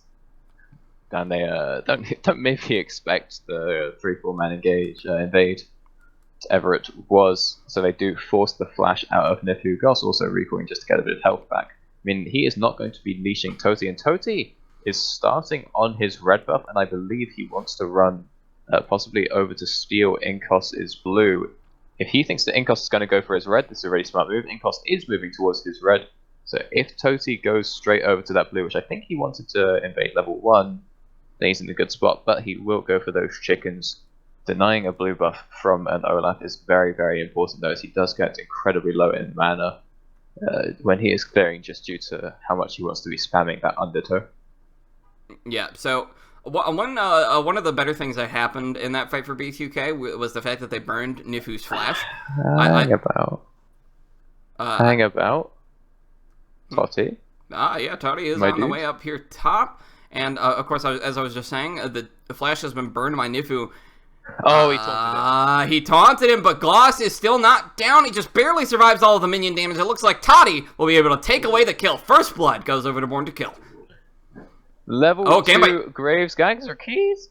Keys is going low, but isn't able to finish off that last auto attack to finish the kill, and is able to trade back a pretty equivalent amount of damage. Inkos is actually sitting here in the top lane as the teleport is coming in through from Nifu. Goss isn't able to run away quickly enough, and he gets caught by the end of the taunt, meaning the kill is going to be immediately traded back by Last Kings.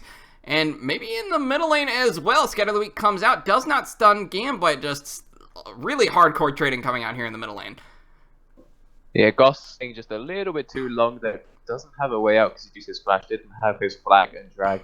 It's obviously not too much he can do there either to protect. The only thing he could have possibly done is throw his smoke screen onto the spots where the teleport was coming in, but maybe he hasn't skilled it, as we do see some Graves just take a second point in that end of the line level 2. So the kill is traded back. However, the kill was picked up by Nifu, whereas the Born to Kill's kill was picked up by Toti, and I think I'd much rather have the kill on Graves than a Shen if I was given the option. Yep, but I really think Goss here... Goss's reaction... Smoke screen on the thing. Goss's reaction to this teleport was really, really slow. Well, hang about. He did put the smoke screen on the teleport, so that's a really nice taunt from Nifu. He hit that without being able to see. Wow, that is pretty either impressive. had a really good read on it, or had really nice communication with Inkos to let him know exactly where to taunt to. Well, I'm guessing that Inkos is probably pinging it. You can still see your teammates' pings while you're smoke screened, right? I think you can. Yeah, you can see pings when you see pings when you're Nocturne ulted. But if it's a target ping, I don't think you can. So maybe that was all part of it. Maybe he was throwing out some sort of elaborate thing. So we'll have to see, dude. Yeah, well, we definitely will. Inkos is actually here in the jungle of Toddy, and he's found him out with the undertow. He's forced Toddy to flash out using the wall, and forcing him out of his jungle might even get Inkos his Raptors. Yeah, and this isn't something we normally see. We don't see the Olaf pushing the Graves out of his jungle. Normally it's the other way around, Graves being the aggressor. Like you said, Inkos moving onto his chickens. Totti might be able to pick up a few, but all of them going over to Inkos with smites used to secure one. Gambite trying to have his ultimate though. I'm not going to be able to really pick up anything. Just take a little bit of damage before his troubles. Miss a CS or two as well. As nice combo from Rakis, but not level 6. So no kill pressure, and I believe Gambite does still have that troll pole available. Oh, nice one. Okay, so he's just gonna get devoured. Looking him back towards the top side there on the Raptor camp, Toddy was able to. Oh wait, Rockies. Okay, no level 6. Gambite, you cannot use your playful trickster. Like Rakis was 1 CS off of being level 6 and 1 ball off of picking that kill up. Very, very risky for Gambite to try and clear that wave. I mean, he got the extra control ward, but wasn't really worth it. He just missed maybe a whole wave under his tower. Yeah, and look at this CS lead Inkos is starting to build up. He's already on like 10 plus CS over on Toddy, and he still has camps to farm, whereas Toddy doesn't. And he's just like kind of looking around the map right now. Inkos still has his Krugs, his Wolves just spawned, his Gromp is up, he has plenty of things to clear, and he already has a CS lead. Yeah, I'm not sure who actually put up the top side Krugs there. It could have been Inkos, those Northern Krugs, which could make up for a lot of the CS lead. But also what we are seeing is a pretty hefty CS lead in the mid lane as well, about 10 creeps up for Rakis there, which is to be expected early on in this matchup. It's only once both of these lanes hit level 6 that the magic starts to happen. If you're Gambite, he's going to look to try and get a gank and then try and make something happen onto Rakis, who does have barrier available. Yeah, and oh wait, that's another stun. Rockies is doing really good in this matchup. Usually you would see Fizz being able to be a lot more evasive, but Rockies has really been nailing him with all these Dark Spheres. Yeah, Rockies very, very accurate, and of course Gambite now very, very scared to use his playful trickster. It's quite interesting because it's now got to the point where, well, neither of them really have an ult. Rakis doesn't really have an ult. Gambite doesn't really have playful trickster, because if either one of them uses it, it will just be countered by the other. Indeed. So it's definitely going to need some outside help. So a bit of third-party assistance to get the ball rolling in either of these lanes, and this will of course be coming from a jungler or possibly Chanted Crystal Arrow, maybe an Abyssal Voyage Roam. We'll have to find out. Yeah, it's really starting to seem to me like this is a skill matchup. Just because when Gambite goes in, Rockies has a couple of things where he has to be pretty like split-second timing in terms of countering that engage in the 1v1 from Gambite, but he's been able to successfully do it so far, and it kind of actually looks like Syndra counters Fizz. Or he's making it look that way. Syndra definitely has the advantage very, very early on, because this is a ranged into melee matchup, but once you get just one kill onto the Fizz, a little bit of jungle help, or something just comes along to blow her flash or her barrier, meaning that the Fizz can then go in and try and make something happen with Chum the Waters. Once he gets a few items, he'll get his Merc Treads and a Proto Belt and a Sheen, and then that's when he really is good to go. Because at no point should the Syndra ever be killing the Fizz, because he has that playful trick, so easy to escape for him. Yeah, though she's already gotten pretty close. Basically killed him in level 5. He was actually forced to go back to base in that position as well. He has to be playing pretty scared right now, because I think that with the right combo, and if Gambite uses Playful Trickster in an improper way, then Rockies will be able to easily take advantage of that for the kill. He's going to get spotted out. Rockies is going to get spotted out here on the rotation. He's looking to get a bit of a dive off on Goss. And Nifu and Inkos are also here looking for the dive. A teleport is going to come through. Gambite seems to be coming, but he actually cancels his teleport, and that forces Goss to run away, leaving this top tower, tier 1, free for Last Kings. Yeah, just going to force Goss out of the lane, away from the tower, to try and pick up his tower. And he actually TPing down to the mid lane. Countered by Nifu. Try and answer the tower himself. We'll have to see who gets the tower. Nifu teleporting in, but just instantly forced to to taunt on Oh. Nice arrow, though. Yeah, the Enchanted Crystal Arrow is burning down Lafont. Lafont takes several tower shots, knocked to a pretty low state. That should give Nifu enough pressure to force them away from their own tower, meaning that he's able to protect it as they take off the tier 1.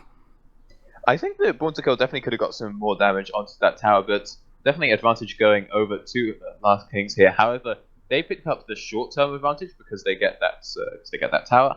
But in the long term, I think that's the extreme long term. That's a slight benefit for Born to Kill because they got a little bit of damage onto the bot lane tower and the mid lane tower. So when they pick those up, it should even out in their favor. But right now, Last King's definitely the team in the lead. Su gets locked down by the Blade Caller. Looks like Autocrack doesn't want to play too aggressively. He doesn't have all that much vision, and a gank could come in at any time, so that is perfectly understandable. He also just wins those long-term trades because he has the Ocean Drake. Yeah, of course, just going to back off, and then he'll be healing right back up. Thanks to that Dragon as well. Oh, a dive comes up from Rockies. He doesn't do quite enough damage to finish off Gambite, but oh, that was close. Yeah, not going to be able to pick up that kill. Like I was saying, yeah, Fizz versus Citra, easy, never dies. Oh, he's fine, dude. Just managing to slide out of that one. Not even using playful tricks to force the flash away, though. So both flashes traded, which is actually a good thing for Gambite. Now has his ultimate available and might want to try and make an all-in happen onto Ricky's, although he is still down in CS. Also picking up that Hextech Revolver, just getting him some extra burst onto that very, very empowered. Also, you get the W, you get the Revolver. You are good to go. I think this is the situation in which Gambite needs to count his blessings, because that was really close. That was literally one auto attack. But actually, Inkos is here in the bottom lane. He gets to stand united, although both of them get locked up by the Blade Caller. Lafante is starting to go low, but he pops his Gray Shield. Nifu's looking to finish him off, but a heal comes through. Nifu is starting to go burned incredibly low. Toddy is here to assist. Nifu's starting to get burned down. Toddy is going to flash over the wall and finish him off with a quick chain of auto attacks. And Gambite getting so low, but through the exhaust, through the heal, not managing to pick up the kills, so he is forced to back off there. Just not having enough damage to get that full 100 to 0 burst off. Managing to pick up the kill. So the only person going down is going to be Nifu. So again, advantage goes over to B2K, although they are still behind in gold. That was really well kited from the side of God of Crack and Lafante. They took perfect advantage to lure them into attacking the Grey Health target, but also immediately following it with the heal, meaning that that whole series of events for Inkos and Nifu just ended up going poorly. And really nice use of the Blade Caller to root them up, prevent them from finishing the kill because they needed that melee range. Oh wait, Gambite, the Unleash Power is still available, but it looks like Rockies doesn't want to go for it just yet. Yep, only just come up, but Gambite has his playful tricks available, so Ricky's knows he's not going to trade over a 1 minute cooldown for a 10-second one. So we see Inkos trying to run on in with Nifu. He does get the shield from Stand United because his store health is not very much, and he is of course forced to run out. And whilst this is all going on, we already saw the top half of this fight. Gambite is coming in for the flank, and he goes onto Stu, gets the nice little engage there. It's a really crisp combo as well. Yeah, he just gets shielded by the Inspire, so he doesn't go down to the DOT. It's a really nice combo. Playful tricks to in Q out. Normally you think you'd do the opposite. This man is more than ready. Just getting out on pretty high health, but unfortunately Su using the heal, using that Inspire shield, just living through it. There, Inkos has actually found Toddy a bit here. Doesn't look like he's going to be able to get him down that low, but he is able to knock him a few times. Meanwhile, Crack and Su both solo laning in the bottom lane. Someone looking to start off the push, maybe go towards the tower. Nifu's ult and teleport are still down, so no way he can interfere on the map at the moment. Yeah, Ghost does still have his TP available, and we see one just being used there by Gambit. So actually, Nifu's cooldown is just about to come up, so he's going to be able to make some macro magic happen as well. And Abyssal Voyage available for Elfante, however, it is of course still rank 1. So not too great, but it's something. Indeed it is. Oh no, I'm becoming the Yawning Caster now. Where's Primus? He needs to get revenge. Wait, what? No, Primus yawns all the time while he's casting, and now it's Really? my turn. Yeah, so You UNA guys are professional, dude. no, he doesn't even yawn before he casts. He literally just yawns the second he starts casting. I do that yawn when I cast all the time, but I just put my hand between my mouth and the mic, and I'm good to go. Well, I'm just exhausted. No, you put in too much energy into that last game. Yeah, so We do see. I was exhausted that game too. Yeah, the dragon is going to be spawning in B2K 10 makes me seconds. grumpy. I believe it's another ocean dragon. Oh, come on, just move the camera half a centimeter to the left, my dude. Oh, it's infernal. Or is it mountain? No, it's mountain. Move the camera. You can do it. But it just is see actually half going to the be edge. a mountain drake. As Oh, you hold said, on. teleport's Teleport coming from through Goss. from Goss, and a nice exhaust comes down onto Rockies. Goss means that it gets a free double knock up, and Rockies is going to get blasted away. Lafante is on the front, goes pretty low, but it isn't going to come through. A nice Enchanted Crystal locks up Lafante, but he's able to devour Goss just in time, meaning that B2K will, in the end, win the fight 1-0. But in the meantime, Su is going to be pushing in the bottom lane as Nifu is scouting out how they are going to do the dragon. They might be able to take the tower in exchange, but they got to be pretty careful about it. And they're going to go down and try and give the tower a run for its money, but there's far too much wave clear from Gedcrack and Totty, and they respect it, they back off. So again, a kill and a dragon go over to Born to kill. Indeed, it is. And meanwhile, Gambit will finally be able to pick up some free farm in the middle lane after being pressured in so hard for the rest of the game. And, of course, there's always the potential for that Rift Shield to come down, but let's see that again. Just going to get a nice little replay hit. The shield again brought in very early from Nifu to try and get him into the fight ASAP. But once they can lock down Ricky's, they also have the smoke screen going down there as well. So Ricky's isn't 100% certain what is going on. Let's go all in on him, managed to pick up the kill there. Dude. Well played as they now move towards the Herald. Actually, Last King's the one's going for it. Have vision control of the area, and doesn't look like B2K have any idea this is going on. Yeah, this is a really effective sneak from Last Kings. They should be able to turn it around and take out that bottom lane tower at the very least. It's already pretty low, and full health Rift Herald should be able to do enough damage to take it down. Or they could deploy it somewhere else, maybe set up for a double tower push if they can get a team fight win in time. Also, they have the option if they want to go for a very, very, very early Baron Nashor, because they took it about 17 minutes, they can drop the Herald in their base, and then when someone goes to try and stop it, once it eventually reaches that mid lane, the Baron will have spawned, and they can try and make something happen. Nice Proto Belt dodge. Yeah, Coming out from Gambite. Trades a 40-second cooldown for a 60-second cooldown. Worth. I think it's really good of him to pick up that Proto Belt too, just because he's had a lot of trouble against Rockies in lane, and now he can use that Proto Belt also to dodge the Scout of the Week, which has been a rough section for him. You can, but you really don't need to and don't want to, because Proto Belt is a lot of the damage from Gambite. Remember, it's a cone. You see, he does take a fair bit down here, but again, just walking on out as goes the matchup. He's having a real rough time. Wait, Nifu teleporting down, but there's not too much available for him, and Born to Kill just walk away.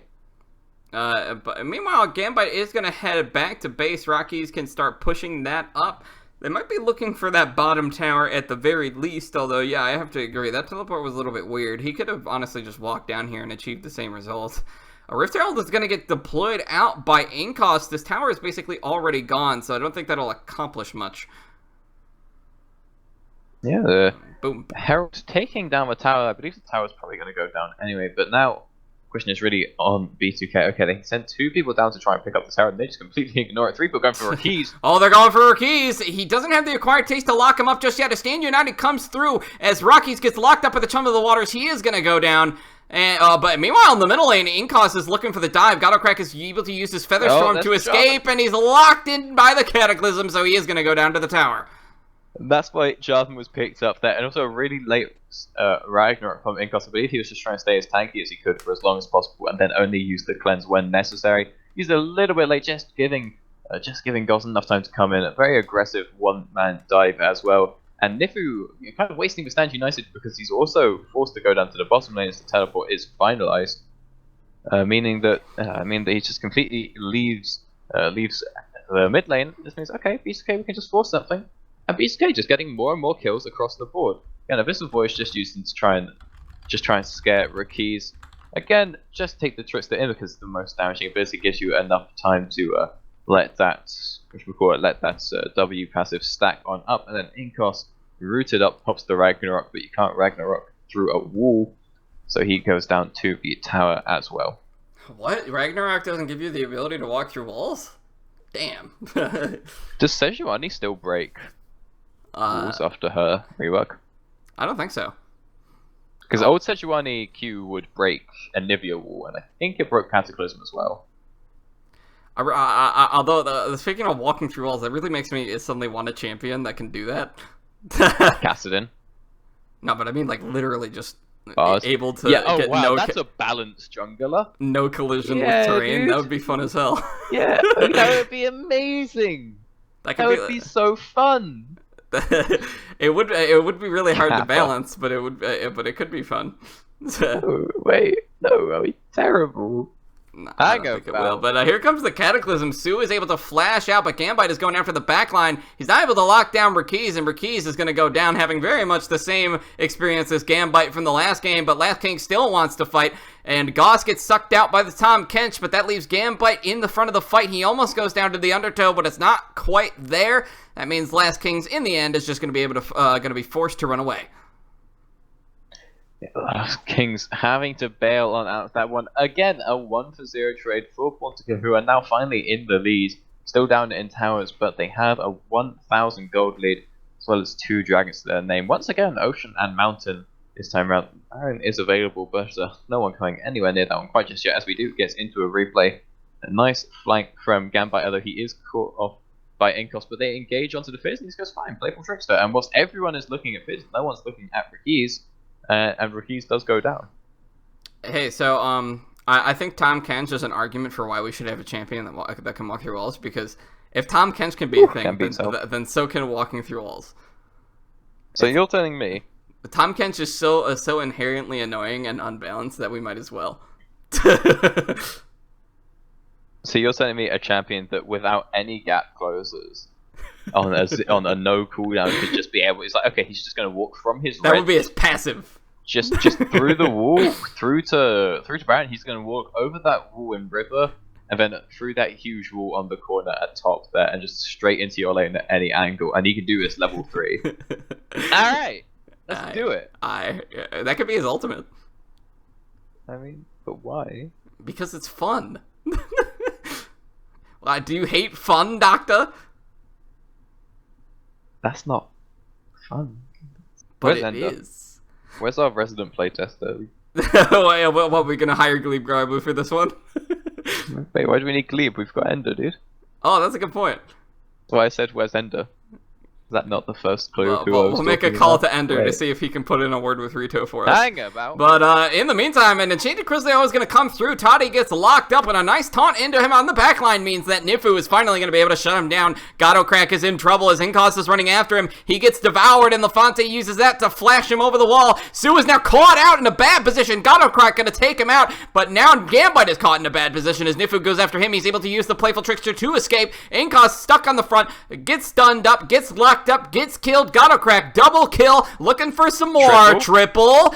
Can he get the 4th one? He's going for Primu, but here comes the Mantrud lock up. That means he's not going to be able to get that quadra kill, not going to be able to pick off Primu or Nifu, and so both of them are going to be able to escape just fine.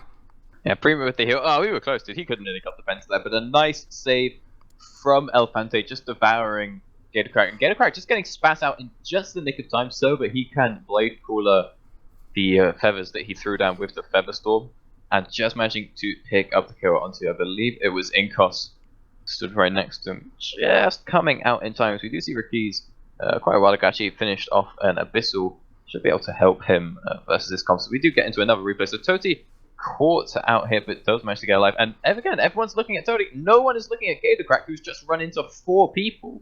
But he's got Elefante on his side, so as he's going to go down, Elefante devours and gets the 2-for-1 flash. And then look, whoop, there's the Root Cooler, comes across Inkos and Nifu and picks up the kill onto Su as well. And again, no one looking at Gattocrack during any of these fights, mostly because Elefante is just sat on him. But again, everyone going for Gambit. He's playing that Fizz. They go, oh, he's got to get him quick. He's just used his playful tricks though. Wait, it's on the 6-second cooldown. He just dips in and out of those fights, working really well as a distraction. It just means that Gatorcrack is allowed to wreak all the havoc that he wants. You really tell Tom Kench was a mistake. I told you, just devours him, flashes over the wall, no punishment for some really, really aggressive play. But, yeah, I mean, he can just walk in, be as tanky as he needs. He even has that little extra bonus shield. Yeah, from the new Relic Shield stuff. That's damn. Has not even upgraded his whatchamacallit yet. Facing the mountain. Yeah, he's got the all you need for the shield is just to upgrade to Targon's. You don't really need to go all the way to the face of the mountain. You can still get the passive as long as you finish the quest. And he is indeed building towards that face of the mountain. Quite interesting that he goes for the Ruby Sightstone as a sort of first time. I know he wants to get those very, very early maxed out wards, but if you want as many wards as early as possible, then most people tend to go for the eye of the items. In this case, the eye of the mountain, I believe it is. The face of the mountain, yeah. Face is the shield, eye is the. You mean eye of the ward? Yeah, I see what you mean now. Yeah. So most people would go for that. Instead, he goes for the Ruby Sightstone, meaning he wants to get that item active cooldown. But right now, it doesn't actually have any items to work with it, as it does have a few wards. Nice vision control in the area, nice arrow scouting out the Baron. Hook shot probably not available, and so still going to be pushed off of that one. Inkos actually gets the stand united. Might be looking for Goss, but he's just caught out in the jungle. That was a really strange ultimate. Yeah, Nifu just using it to get to. They are going to be able to use it to get the tower. Value. Yeah, no value from the shield, but they have the mid lane priority, so they do get the tower. Tozy takes a little bit of damage. Tony gets locked up. Looking for the engage. Here it comes. The flag and direct combo. Su gets absolutely exploded. Primu might be the next target for Goss, but he is able to successfully run away. Gambite goes after him, manages to pick him up for the double kill. Rockies is going to be next. Gambite goes in. Goss is the one that secures the kill, however. Inkos is here. The Abyssal Voyage is coming in, but he's already too late. It's a triple kill for Gambite, and that is an ace for B2K as they head over to the Baron. 5-0 for B2K. Really nice flag there from Goss and Gambite, absolutely removing Su from the fight. Zhonya is now picked up by Gambite, so he buys himself some time. And Rakiz throws out the Scatter the Weak too early, doesn't get the stun onto Gambite, so Gambite just keeps on going, gets Rakiz, gets his kill stolen, but that's okay, and then gets the triple afterwards. And that was a 2v4 from Goss and Gambite, whilst the rest of the team was P. Look at this. Goss just goes in for the sort of 1v5. Oh. Inkos is perfectly zoned by that amazing Cataclysm, so he's stopped from getting to help anyone. Nifu's just trying to 1v5 the entire fight, but does get stunned up and then locked up by Gatorcrack. Yep, and this little Phantom Dancer gives enough move speed so that Gatorcrack can run him down. But that's amazing Cataclysm, perfectly in the middle between the tower and the far right wall of that lane, completely blocking Inkos from running to help his team. Yeah, although I actually think that the Chum of the Waters there was a bit underrated because it's a really nice flank, nice knockup. Yeah, so someone had the Chum of the Waters on them and they flashed back and they actually ended up knocking two of their teammates up. Teamwork. Yeah, really. Remember, folks, I think it was Rockies. OP. I'm pretty sure it was Rakiz who had it on him, and he flashback knocked up two of his teammates. On him. And that actually does quite a bit of damage too when you get hit by that. It must have been Su though, because Rakiz has Abyssal, so I'm not sure what would have blown the Abyssal before the Chum of the Waters hit. Oh, yeah. Because if you mean have Banshee's Abyssal Veil? and you get, yeah, that's what I mean. Ah, yeah. Same thing. If you have the Banshee's Veil and Same you get, thing. they changed it. I get confused. If you have the Banshee's Veil and you dude, I start saying like items I don't even mean. I'll probably call it Ohm-Wrecker at some point. But if you have the Banshee's Veil and you get hit by the Chum of the Waters, the fish just falls on the floor like it never hit a champion.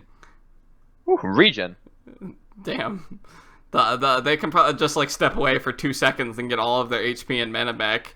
Honestly, it would be really hard for them to lose the game at this point, but Last King still has the ability to make some moves, and actually here comes the dive, and Nifu just gets absolutely exploded. Inkos gets exhausted, but he has his Ragnarok, so he is just going to be able to run it out, but that is going to be another tower for B2K as they're running in towards the base, looking to take away the first inhibitor tower and put themselves a little bit closer to their first one game of the season. And Born to Kill playing this game so differently to the last, Yes, to the last one. Are. Very much proactive plays. Again, they're still playing slow and controlled, but they're now making proactive plays. And the very important thing is they never get greedy. They get one kill, they go, okay, great, what can we do with this? They turn it into something else. They never overstay, not overcommitting. They're playing very controlled, very slowly. But now, last game, they were just waiting and waiting for a mistake. This time, they're trying to make mistakes happen by making plays of their own. Oh, got a crack. Connects, but oh man, that Tom Kench really notifies that ability, and Rockies is gonna get caught out in the Cataclysm and taken out, but Nifu is still in the back. Goss is gonna go down. Can Su deal enough damage? He's out of mana, and they get locked up by the Blade Caller. Looks like it's just gonna be a 1-for-1, but B2K does escape with the better trade as they take away that inhibitor. Alright, maybe they do overstay, overcommit a little bit, but they get the inhibitor. The caster curse. So it's worth it. It's A-okay as you do get a nice replay of this fight here. Goss probably not needing to beat that far up, just let Go to Crack do the work. They pick up the tower, Arrow comes in, but of course Time Kench exists. And the slight issue for Gambito is that Gambito uses the Playful Trickster to get in, to dodge the Scatter the Weak, so he doesn't have the damage portion of it. Means he has to, and also then has to use his Zhonya's to evade damage, and so he loses a bit of damage and then loses time that he could be doing DPS. Maybe the fight could have gone slightly differently if Gambit had waited or tried to space out the Scatter the Weak, but at the end of the day, still 1-for-1, still pick up the inhib. I just wonder when Gambit is going to decide to upgrade this Dark Seal into a Medjai's. Soon, TM. It's already got those 10 stacks on it, man. Go for it. I believe. But in the meantime, it looks like B2K is just going to start setting up a lot of vision control in the jungle, start trying to push some more inhibitors in. I actually didn't even notice this is like the third tier tower they're at in the top lane, but they pushed really far in the other lanes, but not much in the top. Yeah, nothing much was happening in top lane. They played very much around that bottom side, trying to get Gambit to do things, utilize TPs as best they can. Oh, Rockies! He is forced to flash away. Man, he's being locked up by that Cataclysm really badly. I don't know what they can do to even counter it, though. It's like, what can you do? Once that flash is down, if you get Cataclysmed again, you're done. So your only option is really to just play really far back. The other option you do have is to try and Scatter the Weak Goss out of his own Cataclysm, which is possible, I believe. Yeah, like you say, when you don't have the flash, you're not getting out of it. And it's a very, very long range engage from Goss. He can EQ flash or flash EQ, depending on what you want to do. But the flag and drag, you can flash with it, and you will get a knock up wherever it is you flash to. Goss? Goss is hanging out here in the jungle. He does get spotted out by the Vision Ward in that bush, so he is not going to go undetected. Probably looking for a bit of a split push to try and generate some more pressure, but that's not going to happen. He does get locked up by Karma here in the middle lane, but he's just going to activate his Gargoyle Stoneplate. He's starting to run away. Levante just devours him, drops him in the back so that he can look for the next engage. But Levante gets locked up on the front, and Su is going to take him out. Blade Caller comes through, but it's way too late to save your support. A bit of an overstep there from Born to Kill. It does mean that Elefante goes down. Is forced to use his flash as well. It's a slight step backwards for Born to Kill, but there isn't all too much that Last Kings can do about this one. Again, they're still pushed into the base, still lacking that inhibitor. The Baron is going to be spawning in 50 seconds, so Elefante will be alive as we jump into this replay. It's like Elefante just walking up, a bit too greedy, trying to hit this tower. Hey, let's just wait for some more creeps. Taking a lot of damage here, and then has to blow the grey health as they stop DPSing him. And I feel like that was more of a they just couldn't do any more damage to him, as opposed to the, oh, he's used his shield, let's just stop hitting him. And then maybe sort of forgetting that the shield does drop off. So he goes, I've got this big shield, I can walk in. And then he just walks back in, the shield falls off, and he kind of goes down. Pretty unfortunate for Elefante, a little bit of a greedy play there, but it's not too important in the grand scheme of things. Still a 7,000 gold league for Born to Kill. Yeah, I definitely think it was greedy as well. But I think just using the Devour was a bit greedy. Like, Goss was perfectly safe. He had his Gargoyle Stoneplate activated. He was barely taking any damage. I think he could have just waited out that stun pretty safely. I mean, so yeah, it's kind of like it wasn't necessary, but you might as well. The Ash Arrow is like part of the reason you pick Tahm Kench in these situations, because we'll just devour for the arrow, and there's no reason to let Goss take damage he doesn't need to take if Elefante doesn't think he's going to need to use devour, before it comes off cooldown again. So he just walks in, eats him, and then the problem is he hangs around just a little bit too long. Yeah. And does, of course, pay for it with his life. And the next dragon is going to be coming up soon, should be the Elder Drake. So that means B2K might be able to pick this up for even more super regen. Yep, Elefante actually taking the Abyssal Voyage down there, so Last Kings know that they're on this Elder Dragon, and you think that maybe Born to Kill will try to make some sort of play happen around the Baron? Yeah, Ingos doesn't have vision. They're gonna have to just try and steal it with an Undertow. Yeah. Is he gonna do it? No, he is not. Elder Dragon picked up by Born to Kill there. They have so much regen now, they could probably just like take a fight and then back off for 2 seconds, suddenly so their entire health bar would be back. It's 8%, right? Something like that. It's 8% of your missing health, so times 3, 24, add an extra half on top of that. 36% of your missing health and mana every 8 seconds regenerated. I think it was every 5 seconds, but yeah. I thought it was 8 every 8, I'm not sure. I'm not sure. It's a lot of health and mana. I'm pretty sure it was 5, but I'm not 100%. I'm like 70% sure that it was 5, but yeah. I think it was 6 at one point. 6 was one of the numbers. Yeah, but either way, it's really busted. Anyway, look at this. Look at Kostas just healing, doing the Baron. Let's watch Kostas' health. He's definitely one of the tankier members. Keep your eye on it on this side. It's already gone. That's like having like Warmogs on a Soraka. God, it's so disgusting. And that was a high health. Remember, it's based off of missing health. There's now both of the epic monster buffs picked up by Born to Kill. Going to look to try and group on the map now. Gambit has his teleport available, so he's just pushing down this bottom lane. He's Elder buff empowered. He is Baron buff empowered. Got some creeps to help him out. No one can stop him on their own. He will just solo kill them. He is so very, very fed. 3, 0, and 6, finally picking up his Lichbane as well as a Void Staff now. Anyone that looks at him is getting deleted. Only Nifu can maybe try to contest it. Nifu is trying to hold the mid lane. Indeed, he is, and in the meantime, B2K is going to be pushing in both of the side lanes, one Gambit in the bottom lane, looking to take that inhibitor again, and of course, the Xayah and group taken up in the top lane. Nifu is trying to taunt Goss into the tower. He does do a little bit of damage, but it is even trade in the end, and Gambit is able to pick up the bottom lane inhibitor for free. So last game, that's a pretty bad trade if you're Goss, but look at that, he's got the triple Elder. He also has his Corrupting Pot still, which usually most people would and should sell the Corrupting Pot for a Control Warp slot by this point. He is already back to full health. Takes down the inhibitor, and now go to take down the inhibitor. Yeah, I think Last Kings really needs to make a move right now. If they keep bleeding out objectives, then they're not going to be able to survive this push. Yeah, something really has to happen for Last Kings, but what can they do? They're not going to win a straight 5v5. They have 12,000 gold down, but a lot of that is sitting in the pockets of Born to Kill, as they got a lot of that money very, very recently. It's better to go out fighting. Hey, that's true. They're fighting versus actually the Elder buff has just run out, but the Baron buff is still there, so his waves are going to be so hard to clear. And these are mostly finished builds from Born to Kill here, whereas we're sitting on 3-4 items for Last Kings. Yeah, indeed they are. Lots of Baron minions are starting to stack up in the bottom end. Middle side is Gambit and Goss look to clear and push up. Goss is going to head back to base, but he does have teleport to reunite with his teammates should it be needed. Super minions pushing in the middle lane. Gambit keeping them buffed up, making sure that Last King can't really leave their base because they got to keep staying here, keep clearing these minions. Yeah, Last King just have to keep on stopping Gambit here. Stopping the creeps that he's bringing with him. Of course, they can't actually do much to him because he would just playful tricks that on out of there. So he just hangs around, keeping the minions in power. Goss is back. Like you said.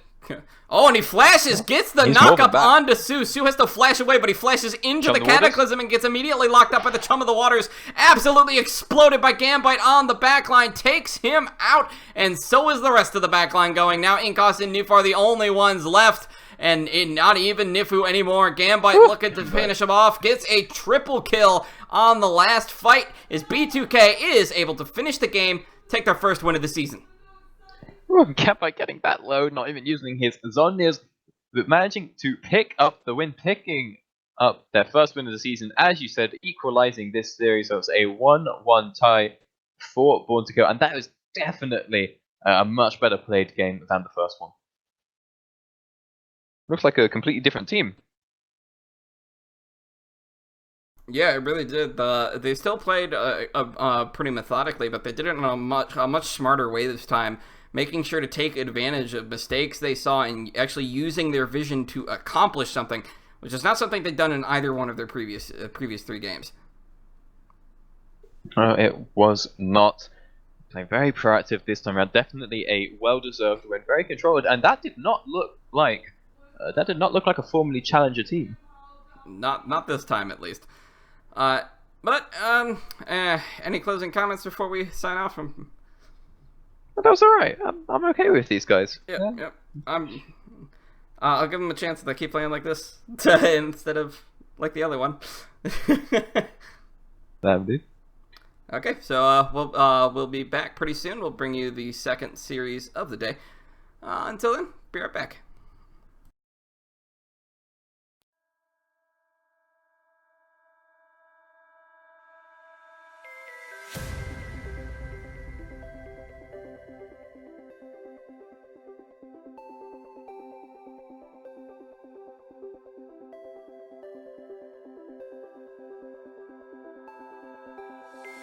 Look into my eyes and show me your adventures I haven't seen. Taking all the life, it hits the spot. Walking on fantasy. So take me, baby, take me to a state of mind that's made of, baby, that's made of all that we find.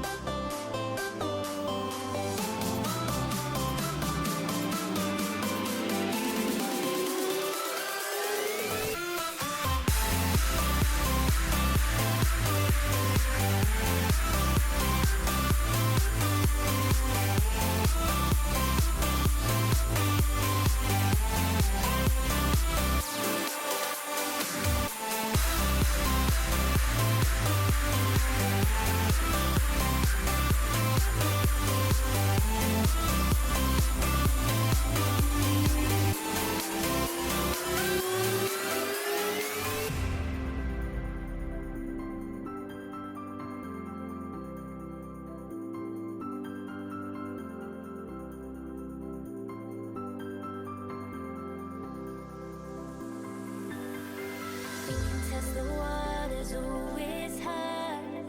I think we're getting close. Racing through the waves, I want to be where nobody knows.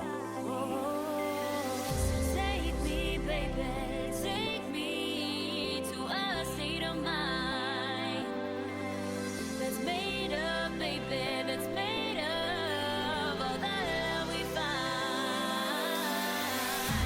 Electric, feel it in your hands. Hypnotic, watch our bodies dance. Happiness, this is where we stand.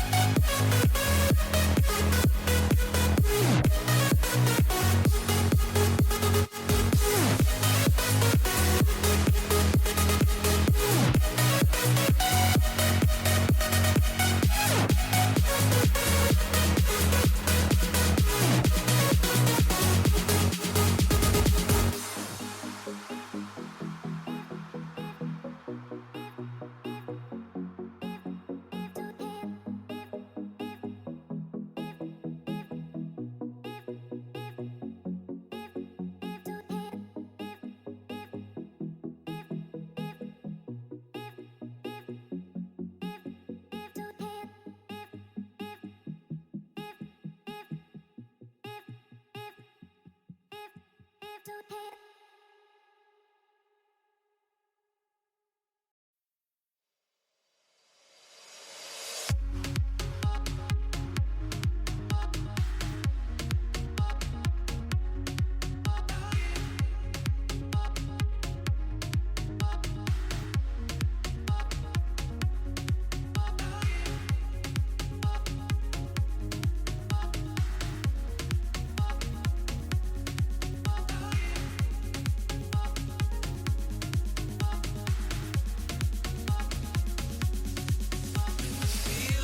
gone and I am left alone with a trace of the night on the way back down from the sky where you left my soul. Can you help me fly? I can't resist, 'cause you have got a hold on me.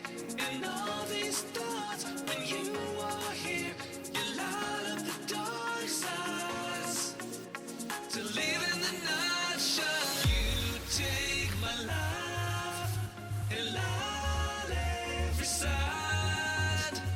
You fade the dark inside. The living night shines.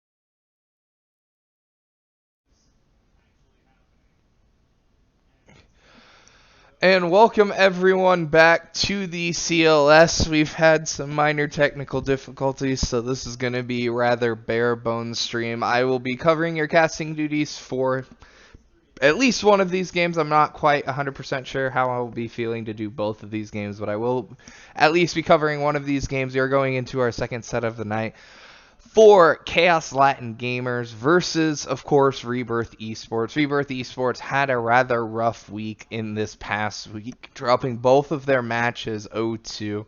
They did have some nice bright spots coming in both of those sets, but still struggled a little bit trying to make sure they were getting consistent plays outside of the early game. They had a very strong early game against Furious Gaming, I believe, last week, but they did still struggle a little bit after they got through that early point because they played really, really well for that first 20 minutes, but then Excuse me, it was actually Ezerus. Sorry, I'm crazy. Ezerus flipped the switch and ended the game extremely quickly after that.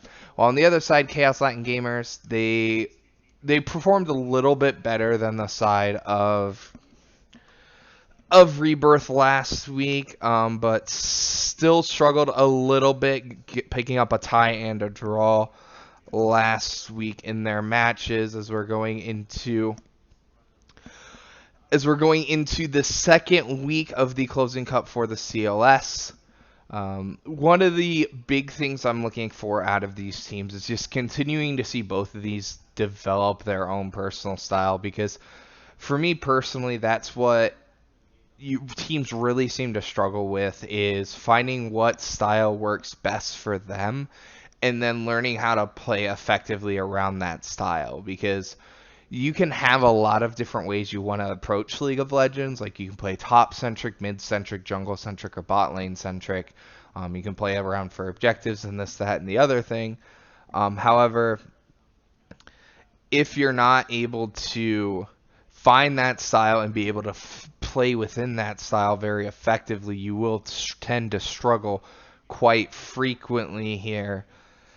So it's going to be a bit difficult for both of these teams coming forward here, as I don't think either of these teams have the potential to develop and threaten Ezerus and Halfnet, who are currently sitting at top of the table with 2-0 victories in their last week.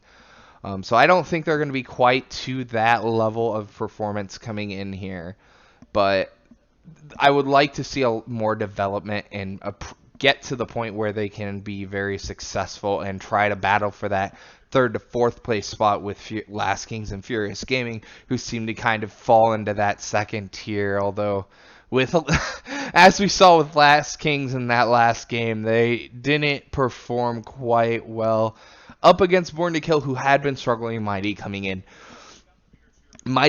into this week. So it's going to be a very interesting CLS split, I see, because Halfnet's kind of come out of nowhere. Yes, they were still a solid team last week, but I don't think anyone anticipated them having the start to this season that they've ended up having. So something that I find really interesting for me personally is how these teams will look to play around the picks and ban phase, whether they're going to be putting a lot of priority on the things like the Zac, the Xayah, the Elise, which have been kind of pretty much rock solid bans throughout all major regions, and we haven't seen a lot of those champions getting through, on top of things like the Kennen, the Shen, and the Galio have all been top tier picks. But it's not something that we've always seen heavily prioritized by the CLS region in and of itself in the games that we've seen. We have seen things like the Fizz, which you saw in the last game as a counter pick to the Syndra. And there's been a couple, other picks here. We've seen quite a few Twitch games, quite a few games on the Ashe. Not so many Caitlyn games so far. It's been a lot of the Ashe and the Varus, which has been holding up with a lot of international regions with, the priority on the side of making sure that we're getting very effective plays coming out of that bot lane, making sure it's very safe, very standard, and is able to farm up and hit the late game status, which with the current meta still hovering so much around these well-scaling ADCs. Yes, we do have Ashe and Varus, who are more utility-based ADCs, but their damage isn't something you can fully ignore when you get into that late game point here. Hopefully we will be getting into Champ Select here shortly. Couple other picks I expect to see prioritized will be things like the Lee Sin. We could see things like the Kled. I don't think we've seen Kled get picked up yet in the CLS. I could be wrong. I've been wrong before, but Kled is something else that we could see coming out. Things like the Gragas. I actually don't think we've seen too many Gragas games. I know we've seen one. One game out of that Gragas in the top lane, but we haven't been seeing a lot of it as we're still very much in the early stages of the season here in the CLS. So this game is pitting up the current fifth place team in Chaos Latin Gamers and Rebirth Esports. Both of these teams, as I've stated previously, are looking to try to start building some momentum here at the early stages of the season. Because these are going to be the games that they're going to look to try to secure victories into possible 2-0s in. Just because a lot of these matchups, I don't think they will have quite as much success in as they would in other matches. The state of the meta right now is very much dependent upon your team, because you're still seeing the very tank-heavy centric top lane, but we are seeing things like the Gragas, like the Kled, like the Fiora, like the Jarvan coming in here, things like AD Cannon. We're getting a lot more bruisers coming in up into that top lane, so it's not fully reliant upon the straight up just having a beefy front line in the top lane.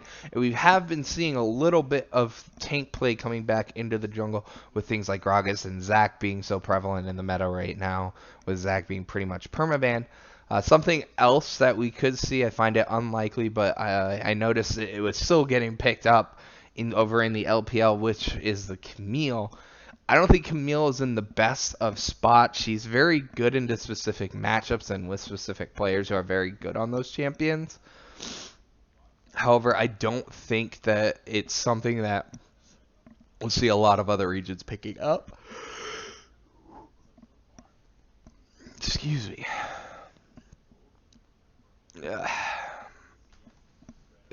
Where are we gonna go? Pull some music. Yeah, come on.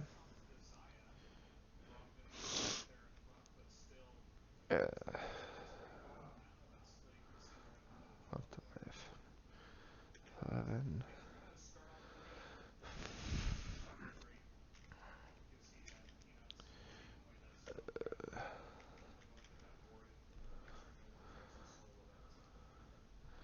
And we're just gonna play some music in the background here.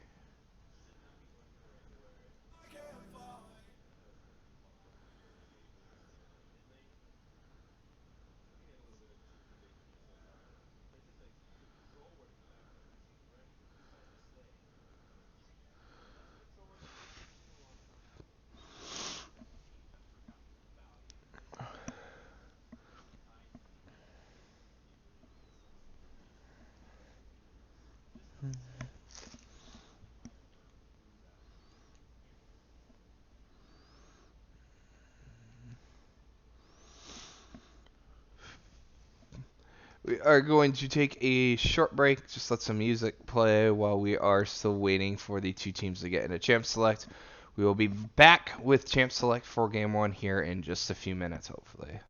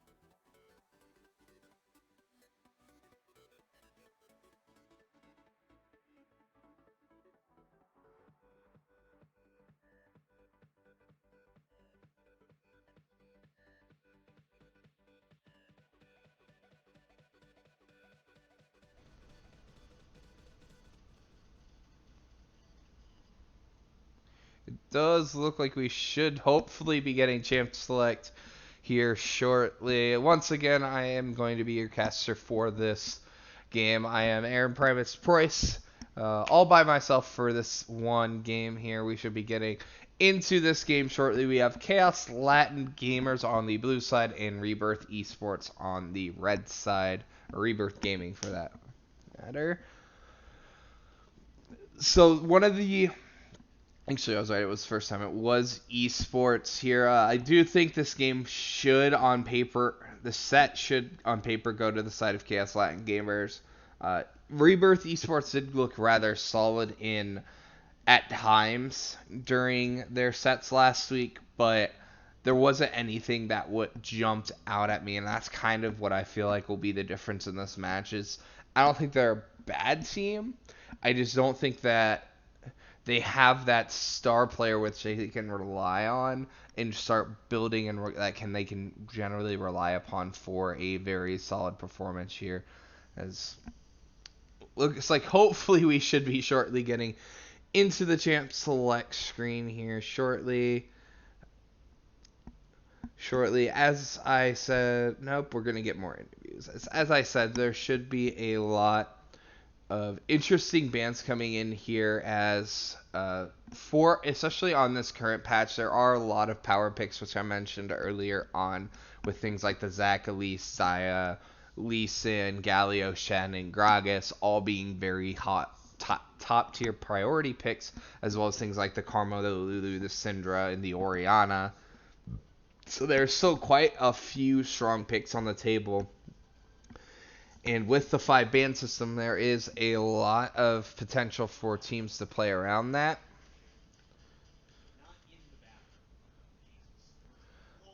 And look to make some very solid plays around that draft phase, being able to secure them advantageous lane matchups, which can never be underestimated, especially in the CLS region where not all the teams are very prompt about closing games. Games can tend to run a little bit long here. It's going to be interesting to see where these two teams go, because we have seen in other professional leagues that Zac isn't always a must ban on the red side. We've seen bans go over him getting banned on the blue side. As we are now into picks and bans, Rumble being taken off the table immediately. Fitz played that in almost all 3. I believe he played it at least in both halves of his best of set last week. He looked very strong on that champion, had a numerous good equalizers coming in that game. We're also seeing Ivern, which I actually neglected to mention because we haven't been seeing a ton of Ivern play throughout the world. Zac being the ban on the side of Rebirth Esports. Galio being taken off the table as well, which I always find interesting, banning away the Galio, just because there's so many top tier priority picks and things that you can pick into the Galio that can really punish it. Like the things like the Fiora, like the Clad, like the Kennen, which ended up being banned on the side of Chaos Latin Gamers. And we're seeing the Lee Sin taken off the table for the last ban for Rebirth. I think the likely first pick will either be something like Elise or Karma for the side of Chaos Latin Gamers. So you could potentially see a Xayah first pick, but I think the Elise, Karma, or Lulu are the more likely first picks for the side of Chaos Latin Gamers, as they should be locking that in shortly. And yep, it is going to be the Elise. Elise pretty much the standard first pick jungler right now on this patch, assuming Zac is not on the table. I think the Gragas will be a rock solid pick for the side of Rebirth. They can flex that to the top lane or the jungle and have very solid success with either one. I do like the Xayah pick for Sora. Sora did have some bright spots in his performances last week. Just wasn't able to output enough damage to try to carry his team during these team fights. And that is something Xayah is well known for. However, Caitlyn is a good pick into Xayah. But one of the nice things about Xayah, she has extremely powerful wave control with the clean cut, with the clean cuts and the shoot, I'm forgetting the ability because I'm boosted. But we're just going to go on from there, as we are seeing Thresh and Caitlyn being picked up for the bot lane, and Kench in response for Codpiece. It's a very, very safe setup for the bot lane for the side of Rebirth Esports, as we are getting into ban phase number 2. It's going to be interesting to see where Rebirth goes with their bans, whether they're going to target the mid lane, which I think is probably the smartest decision. I would expect, they've already banned Fizz. I'm expecting to see an Echo ban here as well, and then look to first pick the Syndra. I'm assuming that's the play pattern they're going to go for, but it's actually going to be banned away by Chaos Latin Gamers, trying to take away that safe blind pick potential that you have with Syndra once things like Echo and Fizz are off the table. We could still see something like the Echo ban. We could also see something like Aria LeBlanc, but it's actually going to be a Jace ban at Monteraya in the top lane. I believe that is where that is going to be targeted at. It's going to be, where is Chaos Latin Gamers going to go with their last ban? Are they going to go with the jungle ban? Are they going to go with another mid lane ban, taking something like Orianna or Ari off the table? I would think the Orianna is actually going to be the LeBlanc is actually going to be the one they're going for. However, Orianna and Ari are still both on the table. Those are both very likely picks in this scenario for either team. And they're both very safe mid laners, provide a lot of pick potential. in a fair bit of team fighting. It does look like Kiri is going to pick up that Orianna in the mid lane. I expect Plugo to be going on to something like Ahri, possibly a Kassadin, but I think Orianna's a little bit too much to go into with Kassadin. I think the Ahri pick's the much more likely pick coming in here. You could still theoretically run the Echo, but ooh, are they actually going to go with the Taliyah? Taliyah is going to give them a lot of power to move around the map on top of the Dark Passage and all the mobility that also gives you inherently to the team. And they're also going to throw a Shen on top of it. That's a lot of globals that they can play around on the side of Chaos Latin Gamers, trying to get these odd man number fights in these side lanes. Ooh, are they going to pick up the GP for Fitz? I think this would be a very risky pick for the side of Rebirth to go with, on the grounds that they have a Taliyah and an Elise, and he could get punished very heavily. I like the Kled a little bit better. Kled has a little bit more mobility than the Gangplank. Still does have that punish potential onto Monteraya, who is picking up the Shen here. So I do still think it is a very strong matchup for the side of Rebirth in the top lane. With that Kled in the top lane, you have Omnic going on to the Gragas. Kiri on the Orianna, providing a lot of utility. You have good ball delivery with Omnic on the Gragas, as well as Fitz on the Kled if Fitz goes for a team fight. And then you have Xayah for late game insurance, as well as Codpiece to help peel for Kiri and Sora. While on the other side, you have Shen, Elise, Taliyah, Caitlyn, and Thresh. It's a highly mobile team comp in terms of their map movements. They can make rotations extremely quickly, utilizing the Dark Passage, utilizing the Weaver's Wall, using the ultimate, as we are going to see. Our featured matchup is going to be the jungle matchup between Tearwolf and Omnic. Elise versus Gragas is a very interesting matchup in my own personal opinion, because Gragas is a very healthy jungle clearer. He's just very slow, while Elise on the opposite side is a very fast and healthy clearer. So it's going to be really, really interesting to see where these junglers end up starting, where they look to try to put pressure out, because one of the most powerful ganking tools is that flash body slam, which is in the hands of Omnic. Should they look to try to make an early play onto these lanes? However, in the early game, it will still favor Tearwolf's Elise with the amount of pressure he's going to go out. Something I also will find very interesting about Elise is whether or not they go with the damage route, or if they're going to rush something like early tier 2 boots, whether it would be the mobility boots, sorcerer's boots, things along those lines, trying to give them a lot of mobility to get out onto the map. As we are now on to the Rift, I will be introducing your two teams. On the red side, we have KS Latin Gamers, Monteraya in the top lane on Shen. We have Tearwolf in the jungle on Elise. We have Plugo in the mid lane on Taliyah. Fix in the ADC role on the Caitlyn, and Show on Thresh. While on the other side, we have Rebirth, who fits in the top lane, Omnic in the jungle on Gragas. We have Kiri in the mid lane on Orianna, Sora on the ADC role, bringing out the Xayah, and Codpiece on Mr. Unbenched to Kench, Tom Kench. So a lot of early posturing from the side of Chaos Latin Gamers, looking to try to see if they can get something set up here with this level 1. Try to get a very nice play set up, maybe blow some early summoners on the side of Chaos, on the side of Rebirth. Try to make a early play, try to give themselves that early advantage coming in here, as it does look like they are trying to posture over onto this blue buff. However, Tearwolf is hiding in the wolf pit, is going to end up taking that away. I'm assuming he's going to go something like Wolves blue into red buff. That is my assumption here. We did see a little bit of pressure. Ghost being blown by Plugo, trying to get that pressure down onto Omnic on the Gragas, who is starting the Raptor camp.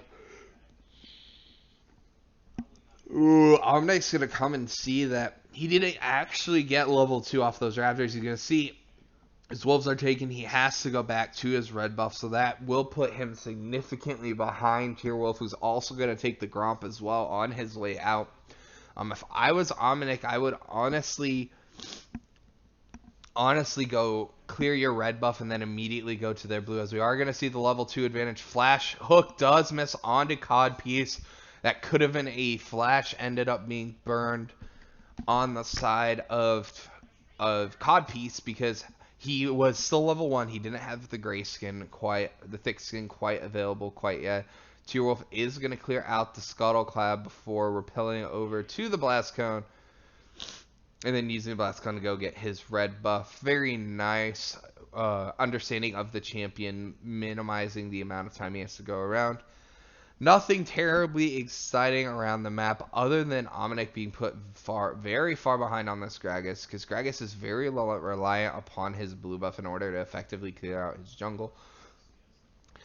In terms of players to watch here on the side of Rebirth, it's definitely going to be Kiri in the mid lane. He played quite well last week despite some minor missteps. He definitely is able to put out a lot of pressure here in the mid lane.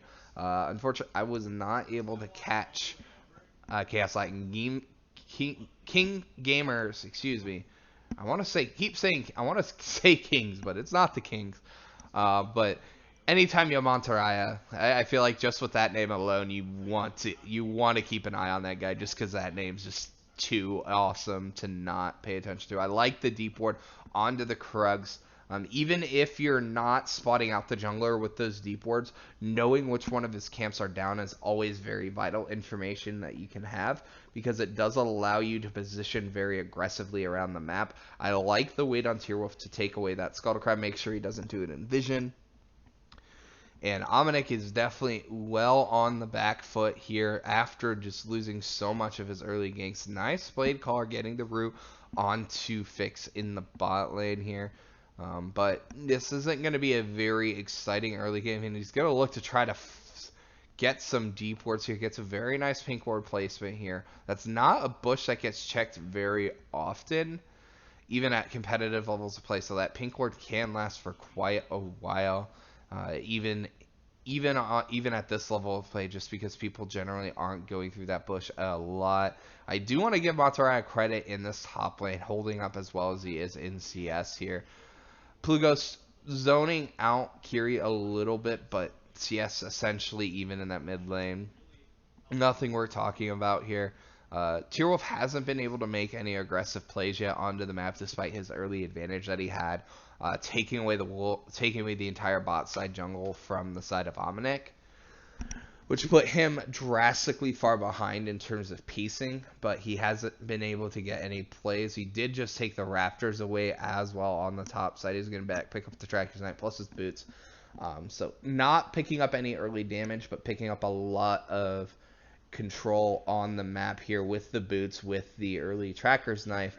So it gives them a lot of potential here to try to make some plays around the map. We're going to see Lost Chapters picked up here in the mid lanes shortly.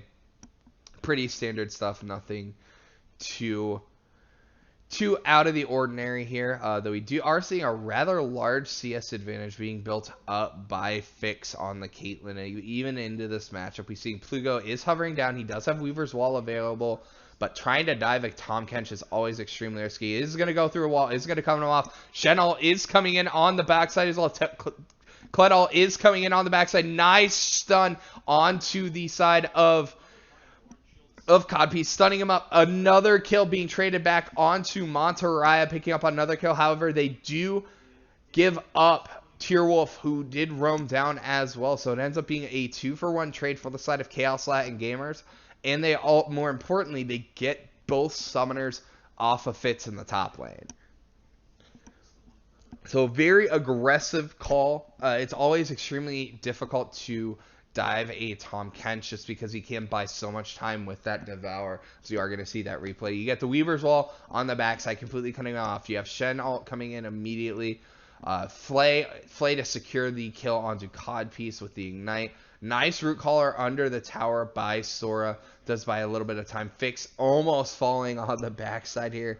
Getting super, super low, but was able to survive. However, Tierwolf did go down, so not the entirely and not a complete win for the side of Chaos Latin Gamers, but still very, very strong play coming in. However, kills did go on to year 2 tanks, with Thresh and Shen, so not the most ideal. While you did on the other side, Flash Tongue Lash coming in. Fix is going to get locked up by the Flash Body Slam into the Devourer.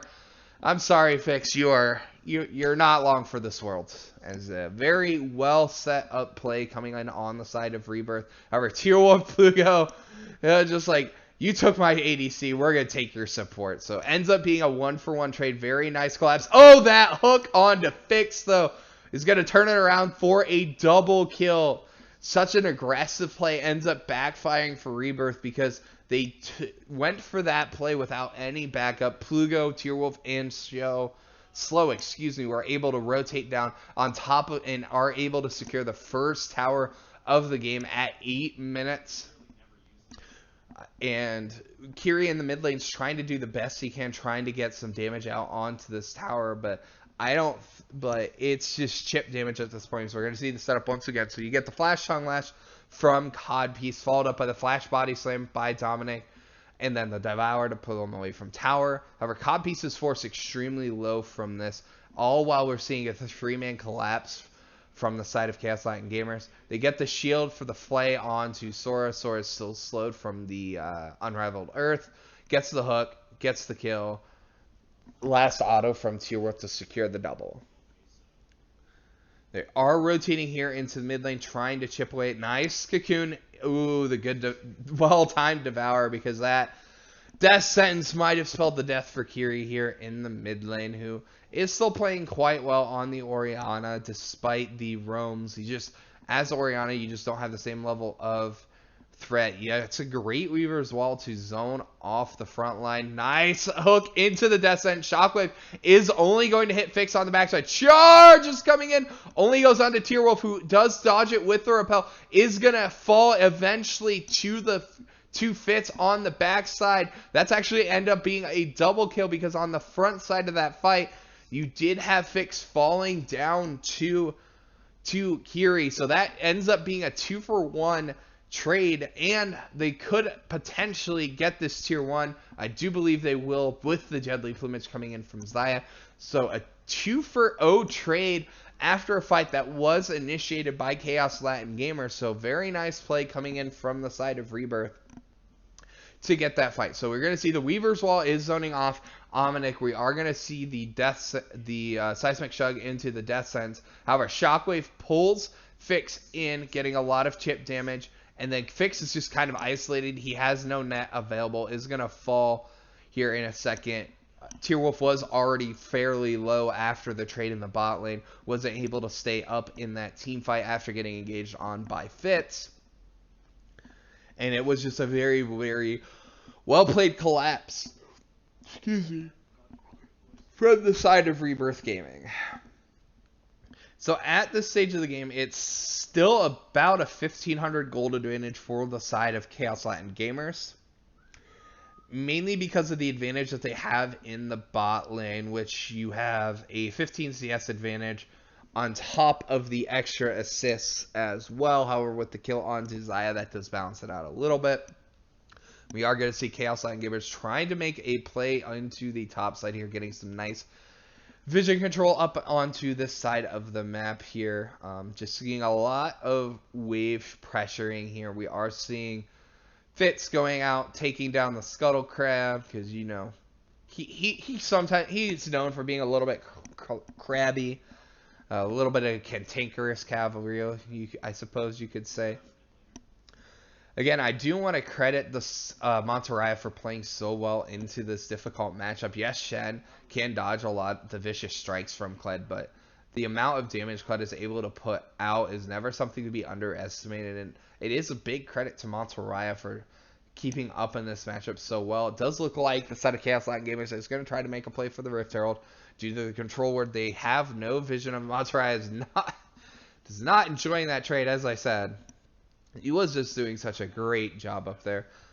We are seeing pings coming out onto the Rift Herald from the side of Rebirth. We are getting the teleport channeled from the side of Fitz onto the backside. I don't know if he is going to come in with the charge. It is going to hit slow. Box does come in. Shockwave misses everyone, but the cast blows Tierwolf right back in. Nice flash by Kiri, dodging the taunt And it is going to be secured for the side of Rebirth. Are able to secure that all-important Rift Herald Codpiece and our force extremely low. Plugo is going to have the Shen ultimate channeled onto him just to make sure they both get out. But a 1-for-none trade plus securing the Rift Herald, you can channel it on this top lane, get this tower down, and this is an even ball game coming in here at the 13-minute mark.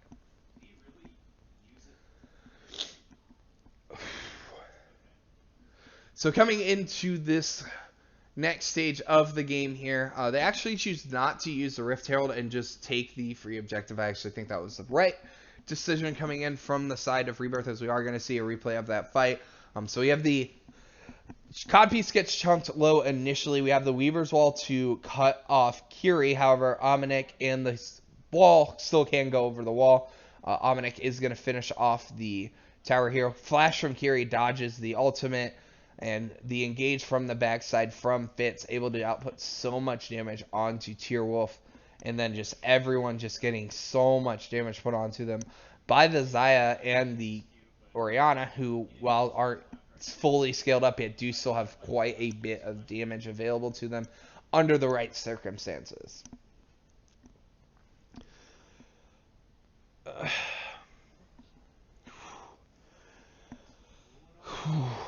So we are going to see blue buff being taken away once again by Tearwolf. Does look like Tearwolf is posturing around this Ocean Drake, looking to probably solo that out here shortly, as they do have mid priority right now. Unfortunately, Monterey has no map mobility spells available to him. Just some minor posturing by Plugo just to make sure that Drake gets secured. We are going to see a Infernal Drake as the next one on the table. Excuse me. As we're just going to see some more wave clear for the Xayah, trying to get farmed up, trying to get to that late game point here. Is old Fnatic Deathbrush with the two long-range skill shots, but they are on top of a ward, unfortunately, so they do know that they are there. Just posturing, making sure that tier 1 tower goes down. So that is now all outer tier 1, excuse me, not all outer tier 1s, because top lane tier 1's still up. So both teams have 2 of the 3 outer towers down at this point of the game. Monterey is going to go for the trade, and Fitz is getting bursted out rather quickly. He's all by himself. It's going to fall to Fitz on the Caitlyn. They are going to be trading bot tower for this. However, they do have priority on the mid lane tower. As long as they manage to not lose 2 towers off of this Rift Herald push here, I still think that is still an advantageous trade, because you're pressuring the split pusher and you're going for a collapse here. Ghosted spot by Plugo is going to pop the Weaver's Wall, is going to cut Codpiece off from everyone. Shen ult does come in. He does flash over the wall, grabbing his ADC, trying to get them away. Featherstorm does come in, is going to buy them some more time, and no one actually ends up falling, but a lot of summoners being blown. I don't know about the decision to collapse there from the side of Chaos Light Gamers. I think getting pressure mid and top, considering you already had your whole team there, would have been better, and then rotated bot lane to defend the tier 2 would have been the more optimal play. However, it does blow a lot of summoners, and one of the things about Xayah is without Featherstorm, which is a rather long cooldown, or at this early stage of the game, even with the CDR from the Essence Reaver, is a rather long cooldown, and that's her only escape. We are going to see Fitz taking out that pink ward. It's just like, I don't want you guys having vision of this pit anymore. This is my pit. However, something to be a little bit concerned about from the side of Chaos Latin Gamers is a lot of their kills are onto Tearwolf, who is on the Elise, which doesn't scale optimally as well. Slow might be looking for a... nope, just going to hook the bush, make sure no one's in there. Making sure it is safe for Fix to keep pushing out in this top lane here. I'm going to be curious to see whether he's going Hurricane or Shiv here, as it does look like he's going to finish that half of his item building. He actually still ends up building the Hurricane. I find that quite interesting because we've been seeing a lot of mixed decisions from a lot of professional ADCs on the Caitlyn, whether they are going with the Shiv or if they're still going to the Hurricane. I personally feel like Shiv is a little bit better most scenarios just because of the amount of burst damage it gives you on your headshot passive is never something you can underestimate. But obviously, I'm not a professional ADC, so I have no idea what I'm talking about. So right now, we are getting closer and closer to that spawning of that Infernal Drake. That is going to be the next big objective for both of these teams. Ooh, Slow, you are going to get the hook onto Calapiece, followed up by the Cocoon, but no actual follow-up damage coming in as Monterey on the bot side of the map is still trying to deal with the wave that was shoved in by Fitz. But just battles over Baron Vision Control. You have 140 before that Baron does spawn. But we still have a little bit longer on the Fire Drake. I think it's about 2.5 minutes before that will respawn. So just a lot of posturings for vision control right now. Good use of the Spiderlings, just making sure everything's all fine and dandy. I find it interesting that Plugo went for just the straight Banshee's Veil Rush, which I do find it quite good against the team composition that he's going up against, with needing to be able to negate that body slam or the shockwave is just so important as Talia. Allowing you to get multiple rotations of your spells off in a team fight is quite important. As we are going to see a lot of posturing around this top lane, however, Xayah does have a large amount of wave clear, so it is always really hard to siege in Xayah. However, Hook does land onto Codpiece, into the Cocoon, into the Seismic Shove, does miss on the backside. Codpiece is forced extremely low, however, the headshot... Ace in the hole is going to put nice Weaver's Law from Plugo. Comes in on the backside to secure the kill onto Codpiece. However, on the bot side of the map, we're seeing the top laners continue to trade. However, the wave clear is still up on the side of Rebirth Esports. So they can still clear out this top lane quite yet. But Monterey is doing quite well in these trades. Plus, this tower is full health. So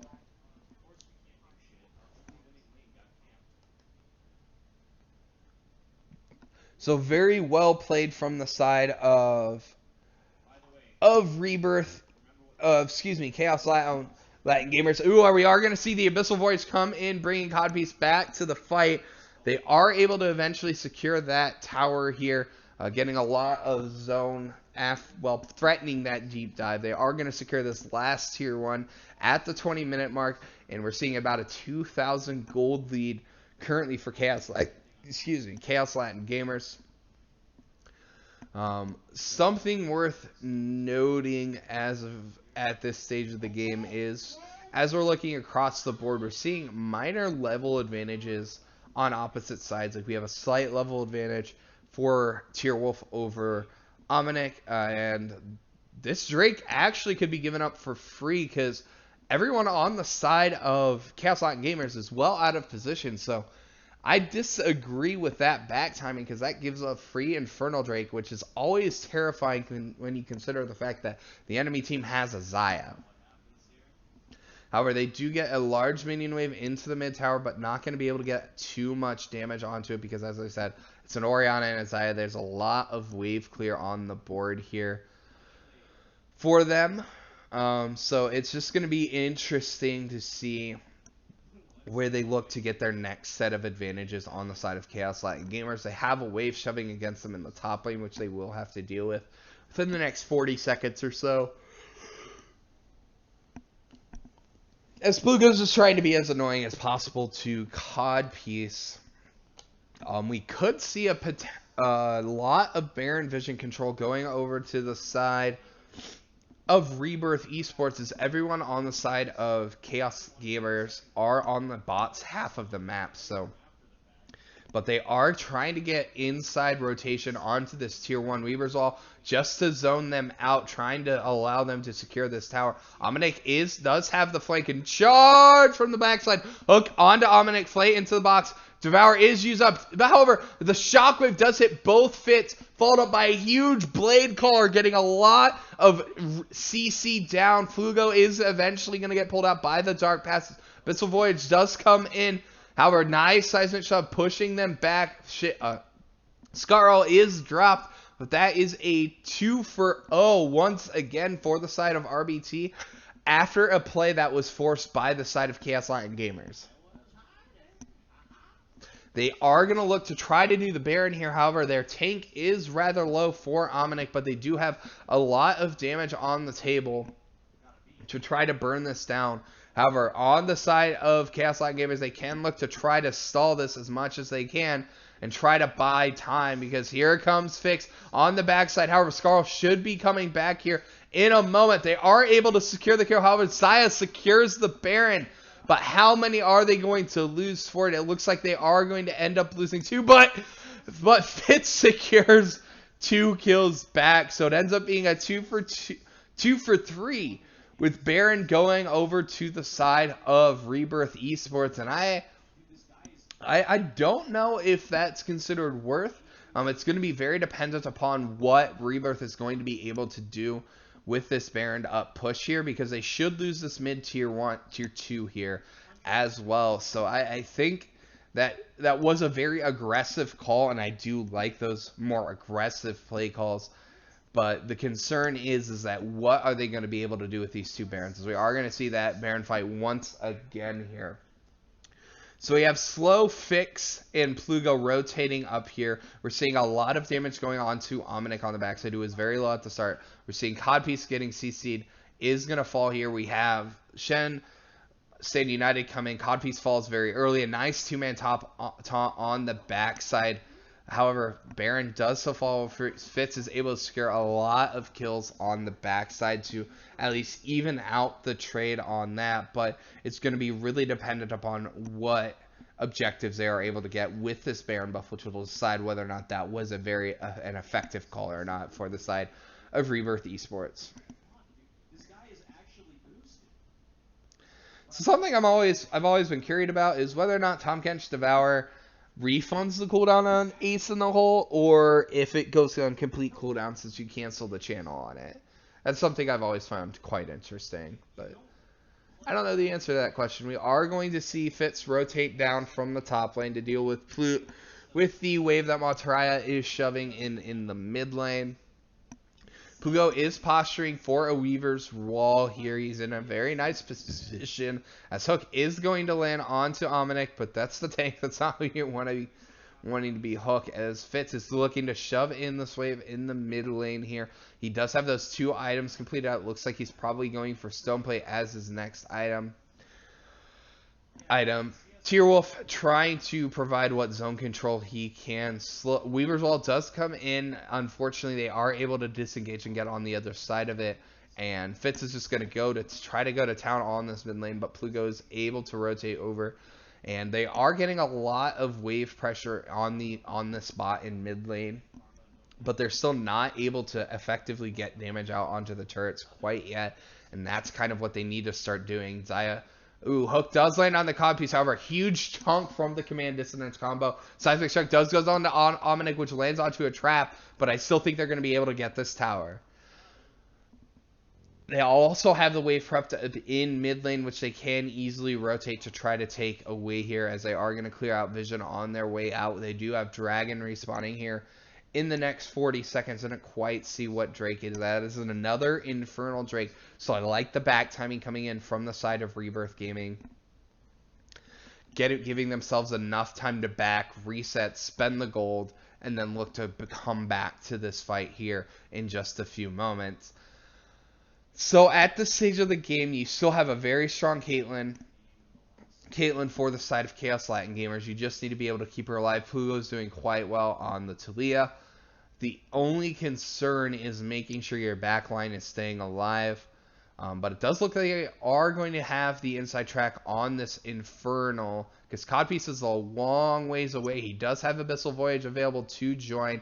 However, I don't know. Abyssal Voyage is going to come in as well as the charge. This is going to be a Smite fight. Smite goes over to Teal. However, charge engage onto Slow. Boxes come in, buying a lot of time. Show is going to get given up for his team. Monterrey does come in with the Stand United, but not able to keep Slow alive. So 1 for an Infernal. I'd say that's worth considering you're denying the second Infernal from the side of Rebirth Esports. And considering the gold is tied, as long as you can't or avoid losing a tier 2 here in the mid lane, I would say that is a worth trade for the side of KLG.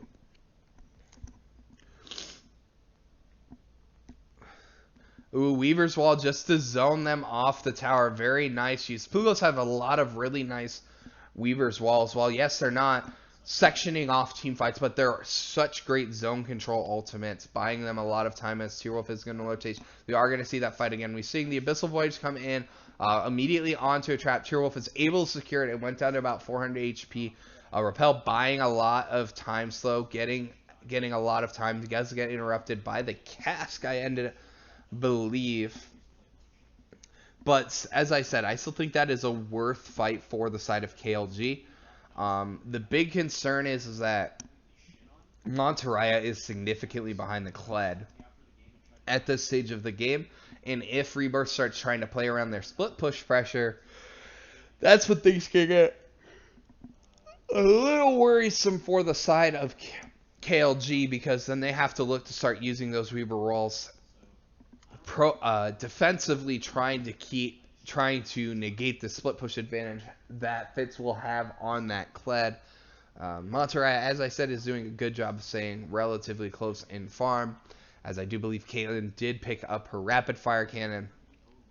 Caitlyn is extremely terrifying right now. She's sitting on about 70 or 80% crit chance, has her 3 big items done, while on the other side, Sora's only sitting on 2.5 items, so he's significantly far behind in terms of the damage that Fix is putting out. We do a Baron respawning here in about 40 seconds. That is going to be the next big objective, and we already have Rebirth getting vision control of this area. This is a very tense game coming in here with gold very, very tight.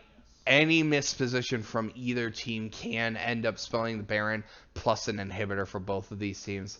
But the nice thing for both these teams, they have Thresh and Tom Kench. So if any so either team has a get out of jail free card. It's just whether or not the person getting caught is not one of those two, so they can get that jail out of free card. Slow is going to get the pink ward into the pit, make sure there's no wards there, as they are going to group around this top half of the map while Plugo is pushing in the mid lane. Arya needs the Doc Pastures just to reposition. Don't think they can start the Baron anytime soon. They are going to have to back, with Fiction Slow backing, that means their vision control that they just took so much time setting up is now under threat, because they have no one on that top of half of the map to keep those pink wards alive. And that's always something I find quite concerning, is just like you literally just spent all that time getting ward control over here, but you then immediately back, so you could potentially lose your vision control of that pit. Obviously in this case they didn't, but that is always something you need to be wary of, is whenever you leave an objective. Ooh, Cocoon just a bit outside.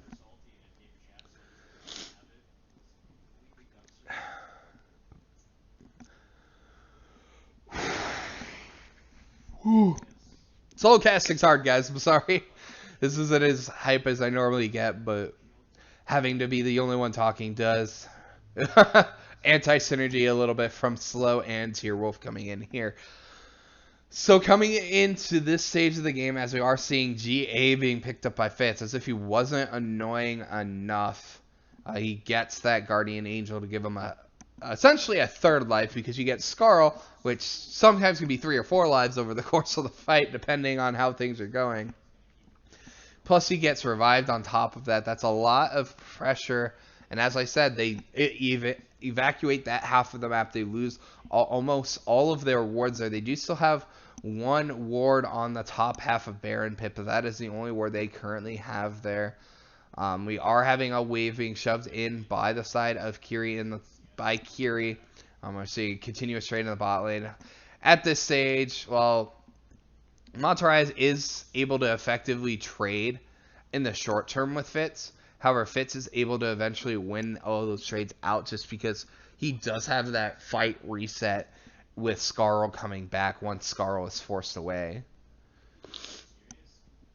And that's never something you can underestimate.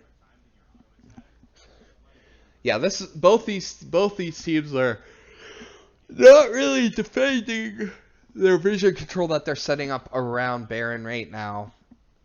And it is a bit disconcerting as you spent a lot of investment in gold getting this vision set up, yet you're just immediately backing off within a few minutes, essentially causing a full-on reset on that part of the map. So it's the two teams trading vision control right now of the Baron Arrow. Neither team really going for very aggressive plays here right now, just trying to stay safe right now and not risk getting caught out. That's kind of the main goal for both of these teams right now,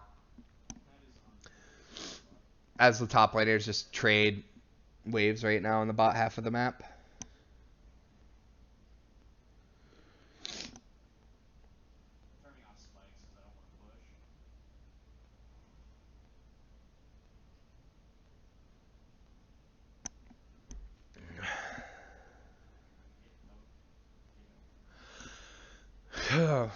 Yeah, this is still a relatively slow game. I apologize for the delay. It is a relatively slow game from both teams as we are reaching the point where it's just a lot of contests back and forth around the vision of Baron, with neither team really being able to get a solid foothold for an extended period of time as one team ends up backing off. We are seeing a lot of investment. We have 4 controllers as they are just going to end up starting the Baron. They have complete vision control of this area right now.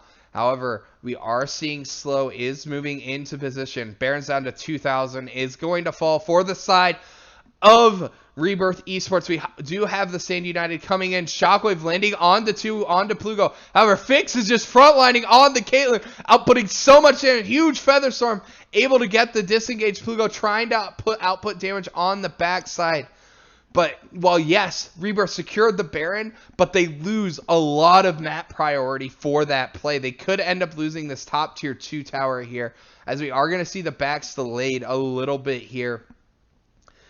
I think they should just pressure this tower. They should be able to get it here with Fix's Caitlyn, who pretty much solo won that tail end of that fight, playing so far forward on that Kitty, getting so many auto attacks onto the front line, and was able to secure. So we're gonna see prep of the play. We do see Slow using that lantern to get vision, and they aren't able. We do have Fitz's TP coming in on the backside. We have Elise going in with Repel, Stand United.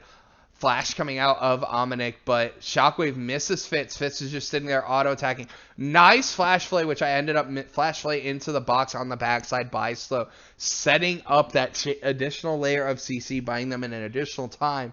So they do only lose 1 kill in trade for Baron on the side of Rebirth. However, they do give up a tower as well. So I would say that's a relatively even trade overall. If Rebirth is not able to break the base, they do get an Ocean Drake, which is the last Drake of the game. So both teams with an Infernal and an Ocean Drake. Nothing terribly exciting on that end here, as we are slowly getting to the later and later stages of the game here. Don't know why that graphic just came up on the stream. I'm just going to pretend I did not see it. So, at this stage of the game, you have a 4-item Caitlyn and a 3.5-item Xayah. You have a 3-item Orianna and a 3-item Talia. I do like the Abyssal Mask pickup on the side of Tearwolf. Buffing up the damage that you're getting from your Talia is always very good, especially since she's playing so well around these team fights, even if she isn't having a match of impact, as Rebirth is shoving in this top lane for this tower. You are going to see Monterey rotate for the mid lane, and then the annoying things such as Caitlyn traps just to stall and stop them from actually getting their own autos onto the tower. And Caitlyn just like 2 shots that Cannon Creep, rip Cannon Creep 2017. So however, they do rotate over to the mid lane. It is going to take some time to get that defense reset up on the side of KLG. They might be able to get some chip damage onto the tower. Nice Dark Passage to help Fix rotate over. Monterey trying to zone. It's a massive command dissonance combination. Weaver's Wall is going to separate the fight, though, but Dominic just goes over the wall. Featherstorm does come in, getting the root onto Monterey. Hook does miss on the backside from Slow, but It's just an ultimate for ultimate trade, but they also do burn the flash for Sora as well. So that is a very crucial ability, and if they are able to get a Cocoon or a Death Sands, but they are still going to get the tower. Nice explosive cast, Stunning Soul into the wall. Massive shield from the Courage. Huge hook onto Sora. Sora's going to fall immediately. Cleanse being burned onto Kiri. Kiri does still fall. Fitz is being chased by Tearwolf and Slow. Is going to have to use the charge to get away. But such a massive play from Slow, getting that great hook onto Sora. Won them that fight. They did still lose the tower, but they're going to get an inhibitor. Such a very well-played fight from the side of Chaos Latin Gamers. They gave up the Baron, but they won that fight in 2 stages. They had the Weaver's Wall, which blew Featherstorm and the Flash from Sora, and that's all the mobility Xayah has. And that set up the opportunity for Slow to get that massive hook. They actually might be trying to go for the end because Sora is still down for another 10 seconds. However, Fitz is on the backside. Search Gauge is being proc. Scarl does fall. He does still have GA. Hook onto Codpiece on the backside. Trying to stay alive. Is going to fall to the Talia. You are going to have Fitz fall on the backside as well. Sora is back up with some wave clear. Kiri is up as well. Hook does on to dominate. Shockwave only hits Slow though. Featherstorm does come in on the backside. Blue Ghost Force extremely low. Huge shot by Monteraya. Does lock up Sora. And this is going to be game 1 going over to side of KLG. Eventually the game will be over. There it is. There's the GG screen. Very well played closeout sequence from the side of KLG. They had some missteps in the mid game, which was something that I mentioned coming in, is that these two teams aren't the greatest of teams, but they did have some very nice bright spots.